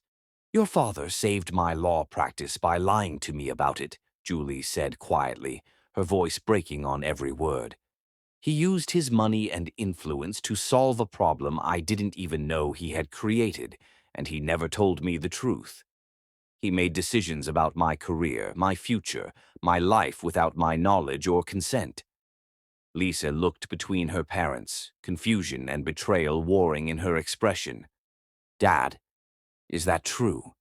"It's more complicated than that," Stephen said weakly, hating how pathetic he sounded. "No, it's not," Julie replied with devastating finality. "It's exactly that simple. Your father made a decision about my life without my consent, just like he always does. Just like he did when he chose his business over our marriage. Mom, maybe he was just trying to help." "Liese, I know you want to believe the best of him," Julie said gently. "But this is who your father is. He's a man who thinks he knows what's best for everyone and acts accordingly, regardless of what the people he claims to love actually want." Stephen felt everything he had built over the past 4 months crumbling around him. "Julie, please, don't do this. Don't let one mistake destroy what we've found together." "One mistake," Julie's voice broke completely. "Stephen, this isn't one mistake. This is a pattern. This is who you are, and I won't let you hurt me like this again." "What are you saying?" Stephen whispered. "I'm saying that I need you to leave. I need you to stay away from me, stay away from this house, and let me figure out how to rebuild the walls you've torn down." "Julie, no. Go, Stephen. Please, just go." Stephen looked at Lisa, who was crying now, confused and heartbroken. "Lisa, sweetheart, I don't understand," Lisa sobbed. "I thought we were finally going to be a family. I thought—" She ran into the house, slamming the door behind her. Stephen stood on the porch where 4 months ago he had first held his daughter, where he had dared to hope that love could overcome the mistakes of the past.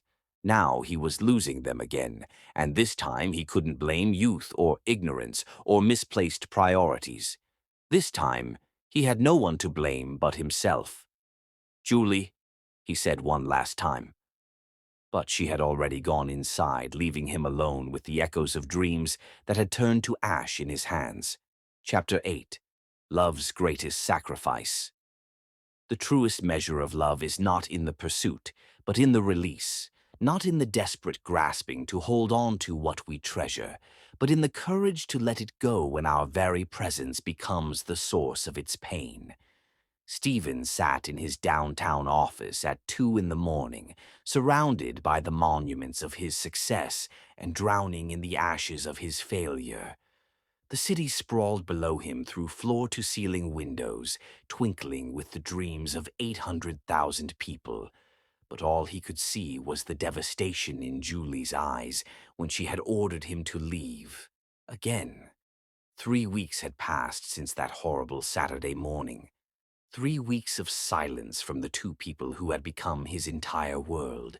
3 weeks of realizing that loving someone wasn't enough if that love came wrapped in control and deception, if it repeated the same patterns that had destroyed them before. His assistant, Oriana Blackwood, Liese's honorary aunt and Julie's best friend, had been professionally polite but personally distant, making it clear where her loyalty lay. The woman who had once helped him plan surprise dates for Julie now looked at him with disappointment that cut deeper than any blade. "You look like hell," Aurelius Kane said from the doorway, carrying 2 cups of coffee from Pearlie's, and wearing the expression of a man who had watched his best friend make the same catastrophic mistake twice. "I feel worse than I look," Stephen replied without turning from the window. "Aurelius, I think I'm losing my mind. I can't eat, can't sleep, can't focus on anything except the look on Lisa's face when she ran into the house crying. I keep seeing Julie's eyes when she told me to leave and His voice cracked. "I don't know how to fix this." Aurelius settled into the chair across from Stephen's desk, the same chair where 15 years ago he had advised Stephen to fight for Julie during their divorce. This time his advice would be different. "You want my advice? I'm not sure I can handle your advice right now. Stop fighting." Stephen turned to stare at his oldest friend. "What?" "Stop fighting, Stephen. Stop trying to fix this. Stop trying to explain yourself. Stop trying to win them back." Julie was right. You manipulated the situation to make yourself feel better about the past. You treated her like someone who needed saving instead of someone who deserved the truth. I was trying to protect her from Carlyle. No, you weren't, Aurelius said firmly. You were trying to be the hero in a story where she never asked to be rescued. Stephen, you've spent 4 months learning how to be a father and remembering how to be a lover, but you never learned how to be a partner. The words hit Stephen like bullets, but he knew they were true. So, what am I supposed to do? Give up? Walk away from my daughter and the woman I love more than my own life? You're supposed to prove that you've actually changed, Aurelius replied, and the only way to do that is to let them go completely. Let them live their lives without your money, your influence, your protection, or your interference. Let them choose their own battles and make their own decisions, even if those decisions don't include you. Stephen felt something break inside his chest. Aurelius, I can't lose them again. I won't survive it. Then you should have thought of that before you decided you knew what was best for Julie's career without bothering to ask her opinion. The brutal honesty of it left Stephen speechless. Aurelius was right. Despite all his growth, despite all his good intentions, when crisis had struck, Stephen had reverted to the same controlling behavior that had destroyed his marriage 24 years ago. How do I prove I've changed if I'm not in their lives? By staying out of their lives, Aurelius said simply. By letting them see that you can choose their happiness over your own comfort. By giving them the space to realize that they miss you because they want you, not because they need you. Over the following days, Stephen began the most difficult campaign of his life. The complete withdrawal from everything that connected him to Julie and Lise. He stopped driving through their neighborhood, stopped asking Oriana for updates on their lives, stopped attending community events where he might accidentally encounter them. It was the hardest thing he had ever done. When the attack on his company began in earnest, Stephen almost didn't recognize it for what it was. He was so lost in grief that the subtle signs of corporate warfare barely registered. It started with negative articles in business journals, questioning his company's overseas labor practices and environmental commitments. Then came the whispered rumors at industry conferences about ethical violations and financial irregularities. By the time Stephen realized that Carlyle Merchant was systematically destroying his reputation, the damage was already extensive. He's been planning this for months, Stephen's head of security, Marcus Reeves, reported during an emergency meeting. The attacks on Julie's law firm were just the opening move. Merchant wanted to draw you out, make you reveal your connection to her, and then use that as leverage. Leverage for what? Stephen asked, though he was beginning to understand. To destroy your company and your personal reputation simultaneously. He's spreading rumors that you used illegal methods to acquire inside information about his business ventures, that you've been manipulating legal cases through your connection with Julie's firm, that your charitable giving is actually money laundering. Stephen stared at the folders full of evidence Marcus had compiled. Fabricated documents, falsified witness statements, a web of lies so complex and professionally crafted that it would take months to untangle. How much of this can we prove is false? Stephen asked. All of it, eventually, but Merchant knows that in the court of public opinion, the accusation is often more powerful than the exoneration. By the time we clear your name, your company's reputation will be destroyed, your clients will have fled, and your personal life will be in ruins. And Julie and Lisa? Marcus's expression grew grim. He's already started planting stories about them too. Suggestions that Julie's law firm has been receiving illegal funding, that her cases have been influenced by corporate interests. If this continues, their reputations will be destroyed right alongside yours. Stephen felt a cold fury unlike anything he had ever experienced. Attacking him was one thing, but threatening the two people he loved most in the world was unforgivable. "What are our options?" he asked. "We can fight back," Marcus replied. "I've been investigating Merchant's organization for years. He's not clean, Stephen. There are bribes, kickbacks, environmental violations, worker safety issues. We could destroy him if we're willing to get dirty." Stephen was quiet for a long moment, staring out at the Richmond skyline. 2 months ago, he would have launched a counterattack without hesitation. He would have used every resource at his disposal to crush Carlisle Merchant, regardless of the collateral damage. But that was before he had learned what it meant to love someone more than victory. "No," Stephen said finally. "Stephen, if we don't fight back, if we fight back, Julie and Lisa get caught in the crossfire. Merchant is counting on that. He wants me to escalate this into a war because he knows that in war, innocent people get hurt." Marcus stared at him. "So what do you want to do?" Stephen closed his eyes and made the decision that would define the rest of his life. "I want you to prepare a complete separation of my personal assets from the company. Transfer all my holdings to a trust, liquidate what you can, and prepare for the worst-case scenario. Stephen, that will destroy you financially. Maybe, but it will protect them." Stephen opened his eyes, and Marcus was surprised by the peace he saw there. "Marcus, I've spent my entire adult life building this company. But what's the point of success if the people you love pay the price for it? Are you sure about this?" "I've never been more sure of anything in my life." What Stephen didn't know was that Julie had been watching the systematic destruction of his company with growing alarm and dawning understanding.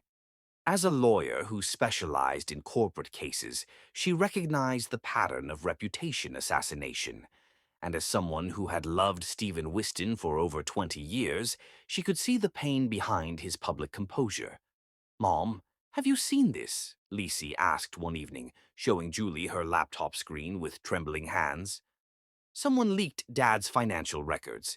He's been liquidating everything, selling off his assets and transferring hundreds of millions to charitable trusts." Julie studied the documents her daughter had found. Stephen was systematically dismantling his empire, giving away his life's work to causes they supported. Legal aid organizations, educational nonprofits, environmental groups, community centers. "Why would he do that?" Lieza asked quietly, her voice thick with emotion. Julie stared at the screen, understanding crashing over her like a wave. "Because he's protecting us." "What do you mean?" "Liese, your father is being destroyed by Carlisle Merchant because of his connection to us. Every dollar he owns, every asset in his name, can be used as a weapon against our family. So he's giving it all away." Julie's voice cracked as the magnitude of his sacrifice hit her. "He's choosing us over everything he's built." "But that means he's choosing us over everything he's built. He's sacrificing his company, his wealth, his life's work to keep us safe." Julie felt something shift inside her chest, a crack in the walls she had rebuilt around her heart. The man who had once chosen a business deal over her father's funeral was now choosing her and their daughter over his entire empire. "Mom," Lisa said softly, "I think we made a mistake." Julie closed her eyes, feeling the weight of 3 weeks of anger and hurt settling into something else, regret, understanding, and the first stirrings of hope. "I think you might be right, sweetheart." For the first time in 24 years, Stephen Whiston was choosing love over ambition. And for the first time in 3 weeks, Julie Southam was remembering why she had fallen in love with him in the first place. Chapter 9. United we stand, divided we fall.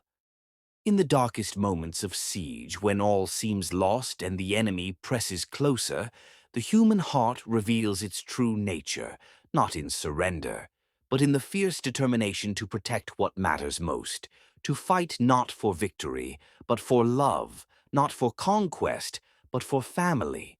Julie Southam had built her legal career on the principle that justice was not a privilege to be purchased, but a right to be defended.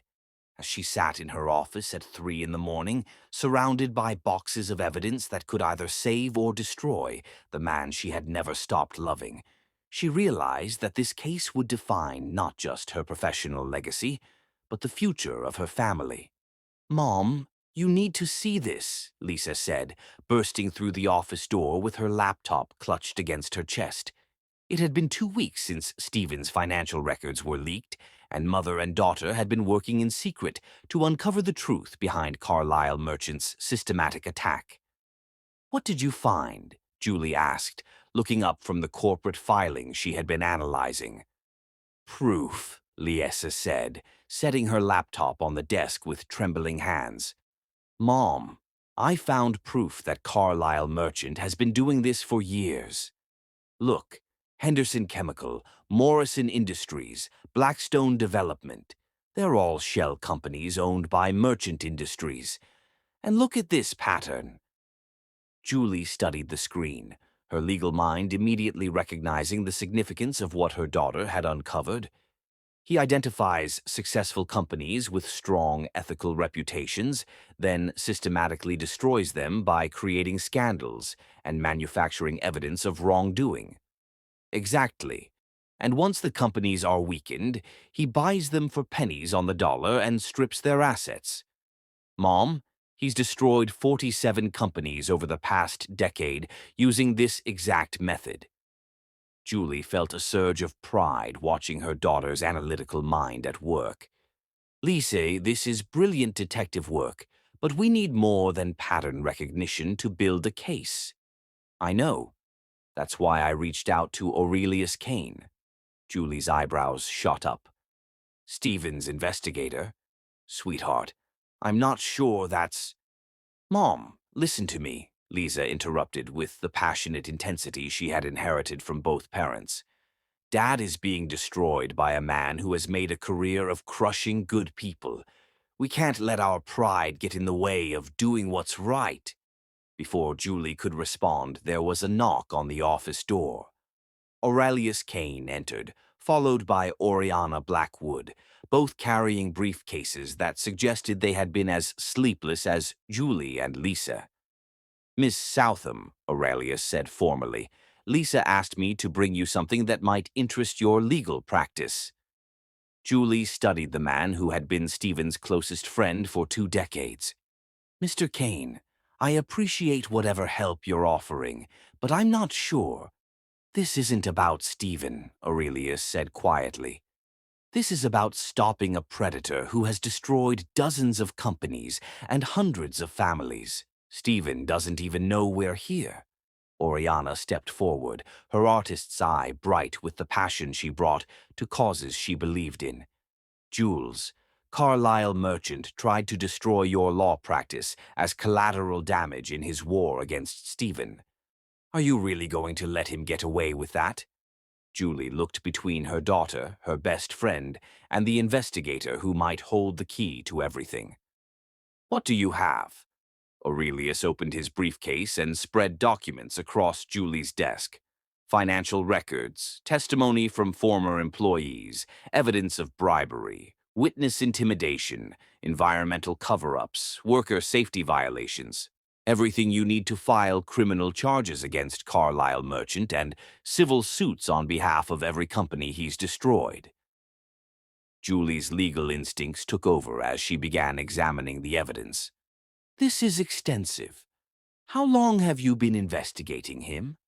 5 years, Aurelius replied, "ever since he tried to destroy a small tech company in Norfolk, whose only crime was bidding against him for a government contract.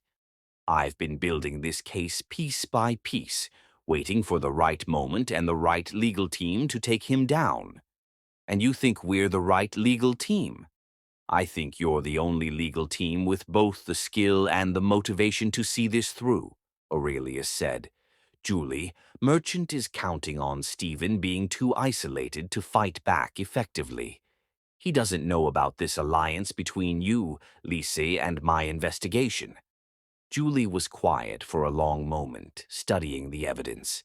It was solid, overwhelming, exactly the kind of case she had built her career on. but it was also personal in a way that made her uncomfortable. "What does Stephen know about this?" she asked finally. "Nothing," Oriana said firmly. "Julie, your ex-husband is currently in his office giving away his fortune piece by piece to protect you and Liese. He's sacrificing everything he's built because he finally understands that love matters more than success. Are you really going to let pride stop you from helping him?" "It's not about pride," Julie replied, but even as she said the words, she knew they weren't entirely true. "Then what is it about?" Lisa asked, settling into the chair beside her mother. "Mom, I know you're still hurt about what Dad did with the law firm, but look at this evidence. Merchant isn't just attacking Dad. He's attacking everyone who stands for the values we believe in. This is exactly the kind of case you've always told me was worth fighting." Julie looked at her daughter, brilliant, passionate, determined to make the world better, and saw herself at that age. "What are you proposing?" "That we take the case," Lisa said simply. "All of us. Your legal expertise, Aurelius's investigation, Oriana's connections in the community, my research skills. We expose Merchant for what he is and stop him from destroying anyone else. And your father? We tell him after we've built an unbreakable case," Lisa replied. "We don't ask for his help. We don't consult his judgment. We don't give him the chance to try to control the situation. We just present him with the solution and let him decide whether to be part of it." Julie felt something shift inside her chest. This wasn't about saving Stephen. This was about justice. This was about using her skills to stop a predator who had made a career of destroying good people. This was about the kind of law she had always wanted to practice. "All right," she said finally. "Let's take down Carlisle Merchant." The next month was the most intense period of Julie's legal career. Working 18-hour days, she and her team built a case that was both comprehensive and devastating. They interviewed witnesses, analyzed financial records, traced money trails, and documented a pattern of corporate predation that spanned decades. Liesa proved invaluable, her analytical mind perfect for organizing complex evidence, and her passion for justice driving her to work tirelessly. Watching her daughter in action, Julie realized that Lisa had inherited the best qualities of both parents, Stephen's strategic thinking and her own moral compass. "Mom, look at this," Lisa said one evening as they worked late in the office. "I cross-referenced Merchant's acquisition timeline with the dates of the manufactured scandals. In every case, he waited exactly 60 days after the initial attack before making his buyout offer. It's like clockwork.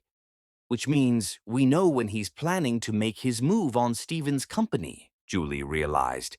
"Liese, you've just given us the timeline we need to file our charges and freeze his assets before he can complete his acquisition."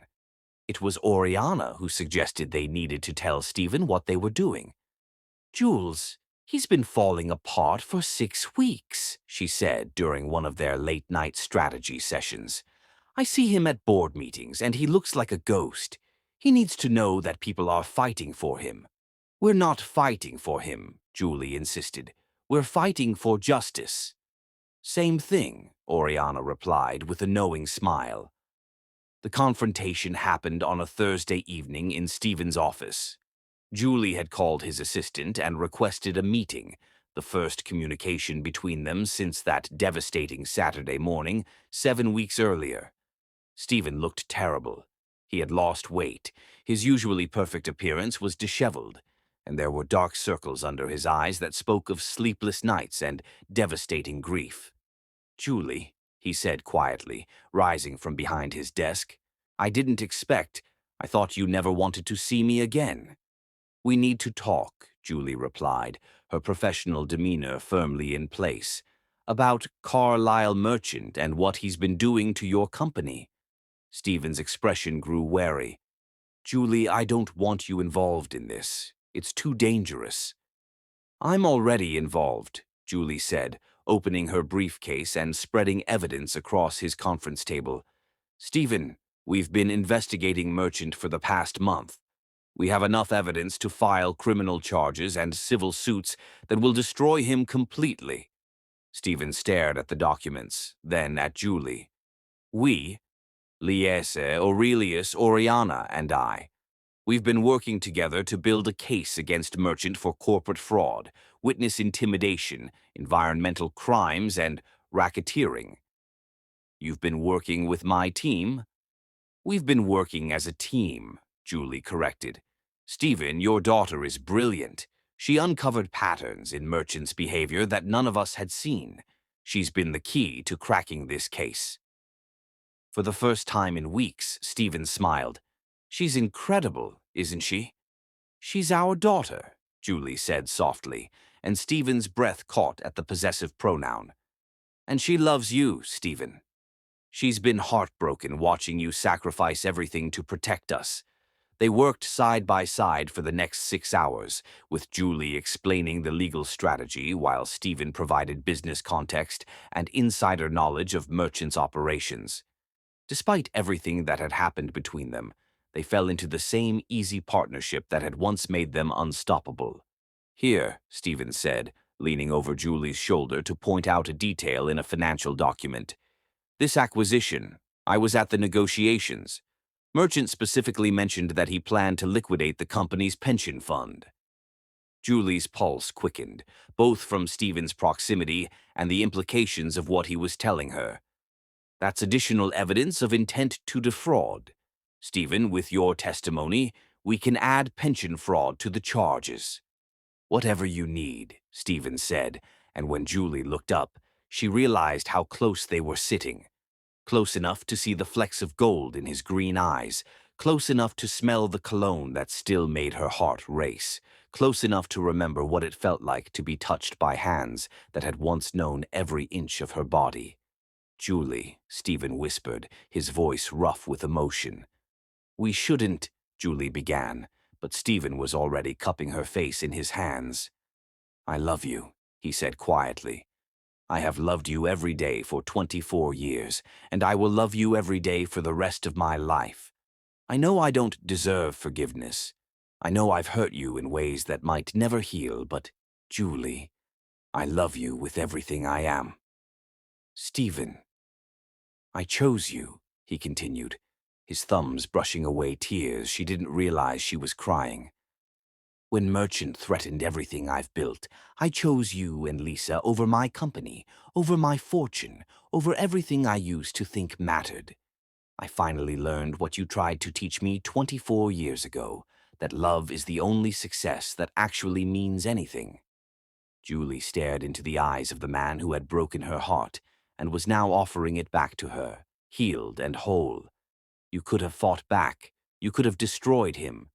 Not without risking you and Lisa getting caught in the crossfire. And I would rather lose everything I own than see either of you hurt because of me.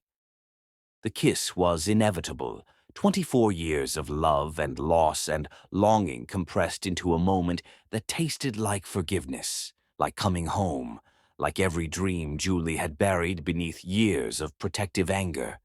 When they broke apart, both were crying. I missed you, Julie whispered against his lips. God, Stephen, I missed you so much. I'm here, he promised. I'm not going anywhere, Julie. Never again. They might have stayed like that forever, lost in the miracle of finding each other again, but Stephen's phone rang with an urgent tone that meant emergency. It was Aurelius, his voice tight with alarm. Stephen, we have a problem. Merchant found out about the investigation. He's threatening to release fabricated evidence that will destroy Julie's legal career and Lisa's future unless you leave Virginia permanently by tomorrow night. Stephen looked at Julie, saw the fear in her eyes, and felt the familiar weight of impossible choices settling on his shoulders. Once again, loving them meant he might have to lose them. But this time he wouldn't face that choice alone. Chapter 10. Forever written in the stars. We share.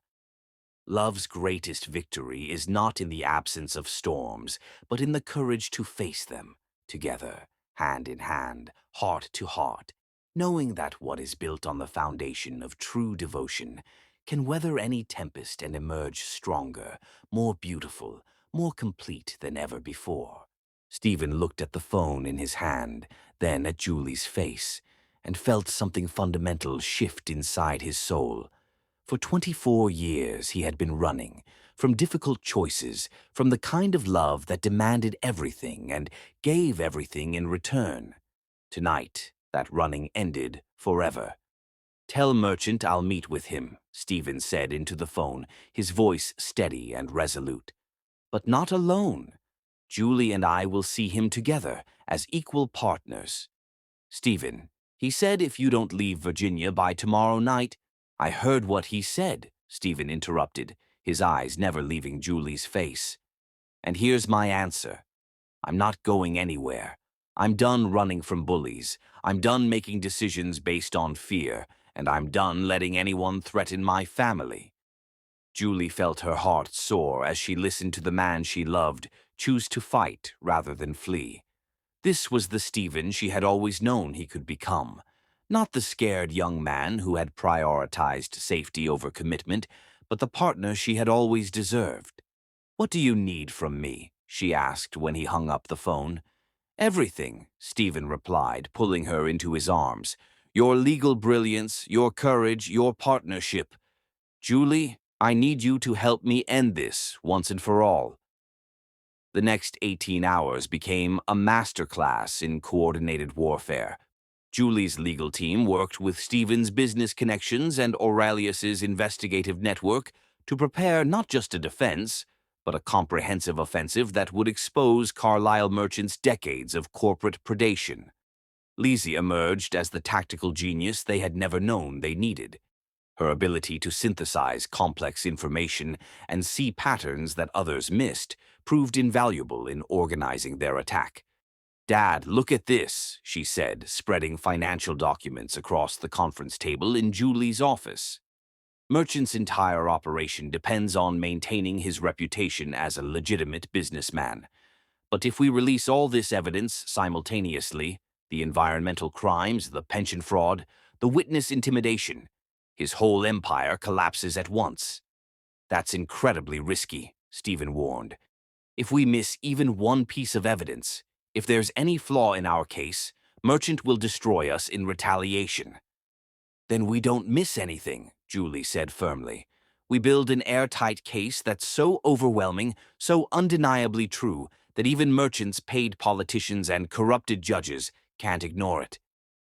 The confrontation with Carlisle Merchant took place in the Richmond Federal Courthouse, not in some private meeting as he had demanded, but in a public forum where the entire community could witness the truth. Julie had filed a comprehensive legal brief that morning, simultaneously charging Merchant with multiple federal crimes while requesting an emergency injunction to freeze all his assets. The evidence was presented not just to the court, but to every major news outlet in Virginia.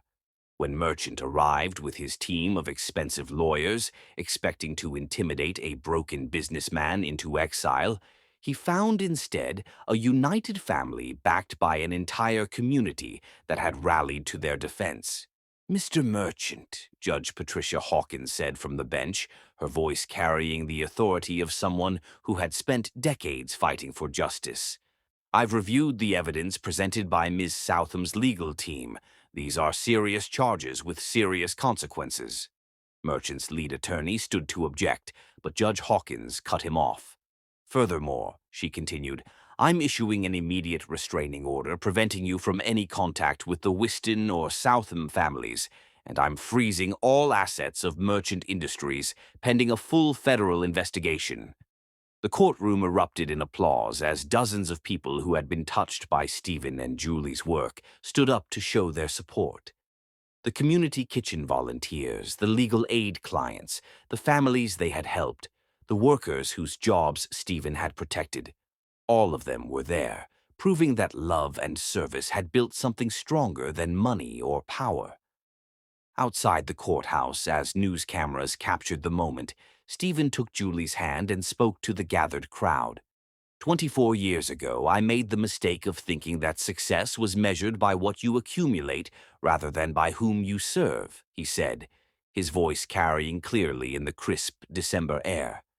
I lost the most important things in my life because I didn't understand that love, true love, requires partnership, trust, and the courage to choose each other every day.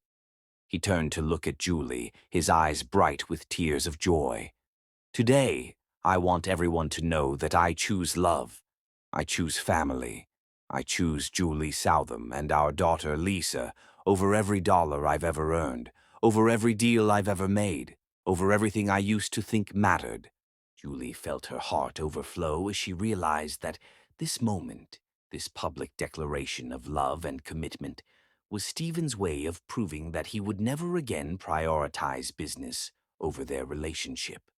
"And I choose you," she said, her voice strong and clear. "I choose the man you've become, the partner you've proven yourself to be, the father our daughter adores. Stephen Whiston, I choose us." The crowd cheered as Stephen pulled Julie into a kiss that tasted like victory, like redemption, like every dream they had ever shared finally coming true. 6 months later. The community garden in Church Hill had been transformed into something magical for the evening. What had started as a small plot of land where neighbors grew tomatoes and collard greens had become a beautiful outdoor venue filled with native Virginia wildflowers, twinkling lights strung between dogwood trees, and the joyful voices of everyone who had watched Stephen and Julie's love story unfold through Richmond's legal and business communities. "Mom, you look absolutely radiant," Lisa said, adjusting the simple white dress that Julie had chosen for their second wedding. At 22, Lisa had blossomed into a confident young woman whose nonprofit organization, Southam Legal Aid and Community Development, was already changing lives throughout the greater Richmond area. "I feel like I'm 24 again," Julie replied, touching the pearl necklace that had been her grandmother's. Something old. Her dress was new, a simple but elegant design that made her feel beautiful. Oriana had lent her a vintage silk handkerchief, something borrowed, and the blue sapphire earrings that Stephen had given her that morning were something blue, accompanied by a note that read, "These reminded me of your eyes on our first wedding day. You're even more beautiful now." "Are you nervous?" Liesa asked. Julie considered the question, looking out at the garden where Stephen waited for her at an altar made of climbing roses and autumn flowers. He wore a simple dark suit and the smile that had first captured her heart 26 years ago. But there was something different about him now, a peace, a certainty that had been missing in their youth. "No," Julie said finally. "I'm not nervous. I'm ready. For the first time in 24 years, I'm completely ready." The ceremony was intimate but profound. Instead of a traditional wedding march, Lisi played piano, the same piece Stephen had taught her during those early days of getting to know his daughter. As Julie walked down the aisle lined with friends and neighbors, she felt like she was walking toward her destiny. "Dearly beloved," Judge Hawkins began, having agreed to officiate the ceremony, "we are gathered here today to witness something truly miraculous, the reunion of two souls who never stopped loving each other, even when pride and pain kept them apart." Stephen's vows brought tears to everyone's eyes. "Julie, 24 years ago, I promised to love you above all else, and then I shattered that promise because I didn't understand what love really meant. Today, I promise you something deeper, something true. I promise to choose you in every decision, in every moment that matters. I promise to be your partner, not your protector. I promise to trust you with my dreams and my fears, to include you in every choice that affects our family, to never again let pride or ambition come between us." Julie's response was equally powerful. "Stephen, you were my first love, my greatest heartbreak, and now my most precious miracle. I promise to trust you with my heart again, to build our future as true equals, To love not just the man you are, but the man you're still becoming. I promise to choose forgiveness over anger, hope over fear, and love over everything else that doesn't matter. When Judge Hawkins pronounced them husband and wife, their kiss was witnessed by a community that had watched them fight for each other, sacrifice for each other, and ultimately choose each other over every obstacle that had tried to tear them apart. The reception was a celebration of love, family, and community.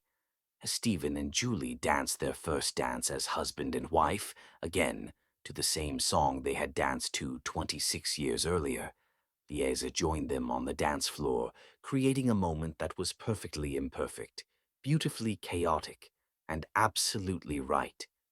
"We did it," Stephen whispered in Julie's ear as they swayed together under the stars. "We actually did it.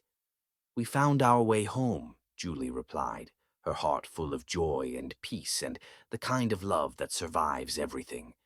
As the evening wound down and their guests began to leave, Stephen and Julie stood together in the garden where they had just reclaimed their future, watching Lise laugh with her friends and marveling at the life they had built from the ashes of their mistakes. "Do you think we would have made it if we'd stayed together the first time?" Julie asked quietly. Stephen considered the question seriously. "No," he said finally. "We were too young, too scared, too proud. We needed to become the people we are now, people who understand that love isn't just a feeling, it's a choice you make every day." "And what choice are you making now?" Julie asked, turning in his arms to face him. Stephen looked down at his wife, his partner, his equal, his heart's home, and smiled with the confidence of a man who had finally learned what truly mattered. "I'm choosing forever," he said simply. "I'm choosing you, our daughter, our family, our life together. I'm choosing love over everything else, every day for the rest of my life." Above them, the Virginia stars shone bright and eternal, witnesses to a love that had survived separation, betrayal, pride, and time itself. And in the garden where their community had watched them recommit to each other, Stephen and Julie Whiston began the greatest adventure of their lives, growing old together, raising their daughter together, and proving that some love stories are too powerful to end. They can only pause before finding their way to happily ever after. Their wedding song played softly on the evening breeze, and they danced under the stars, finally and forever home. The end. A love story about second chances, the power of family, and the truth that some bonds are stronger than time itself.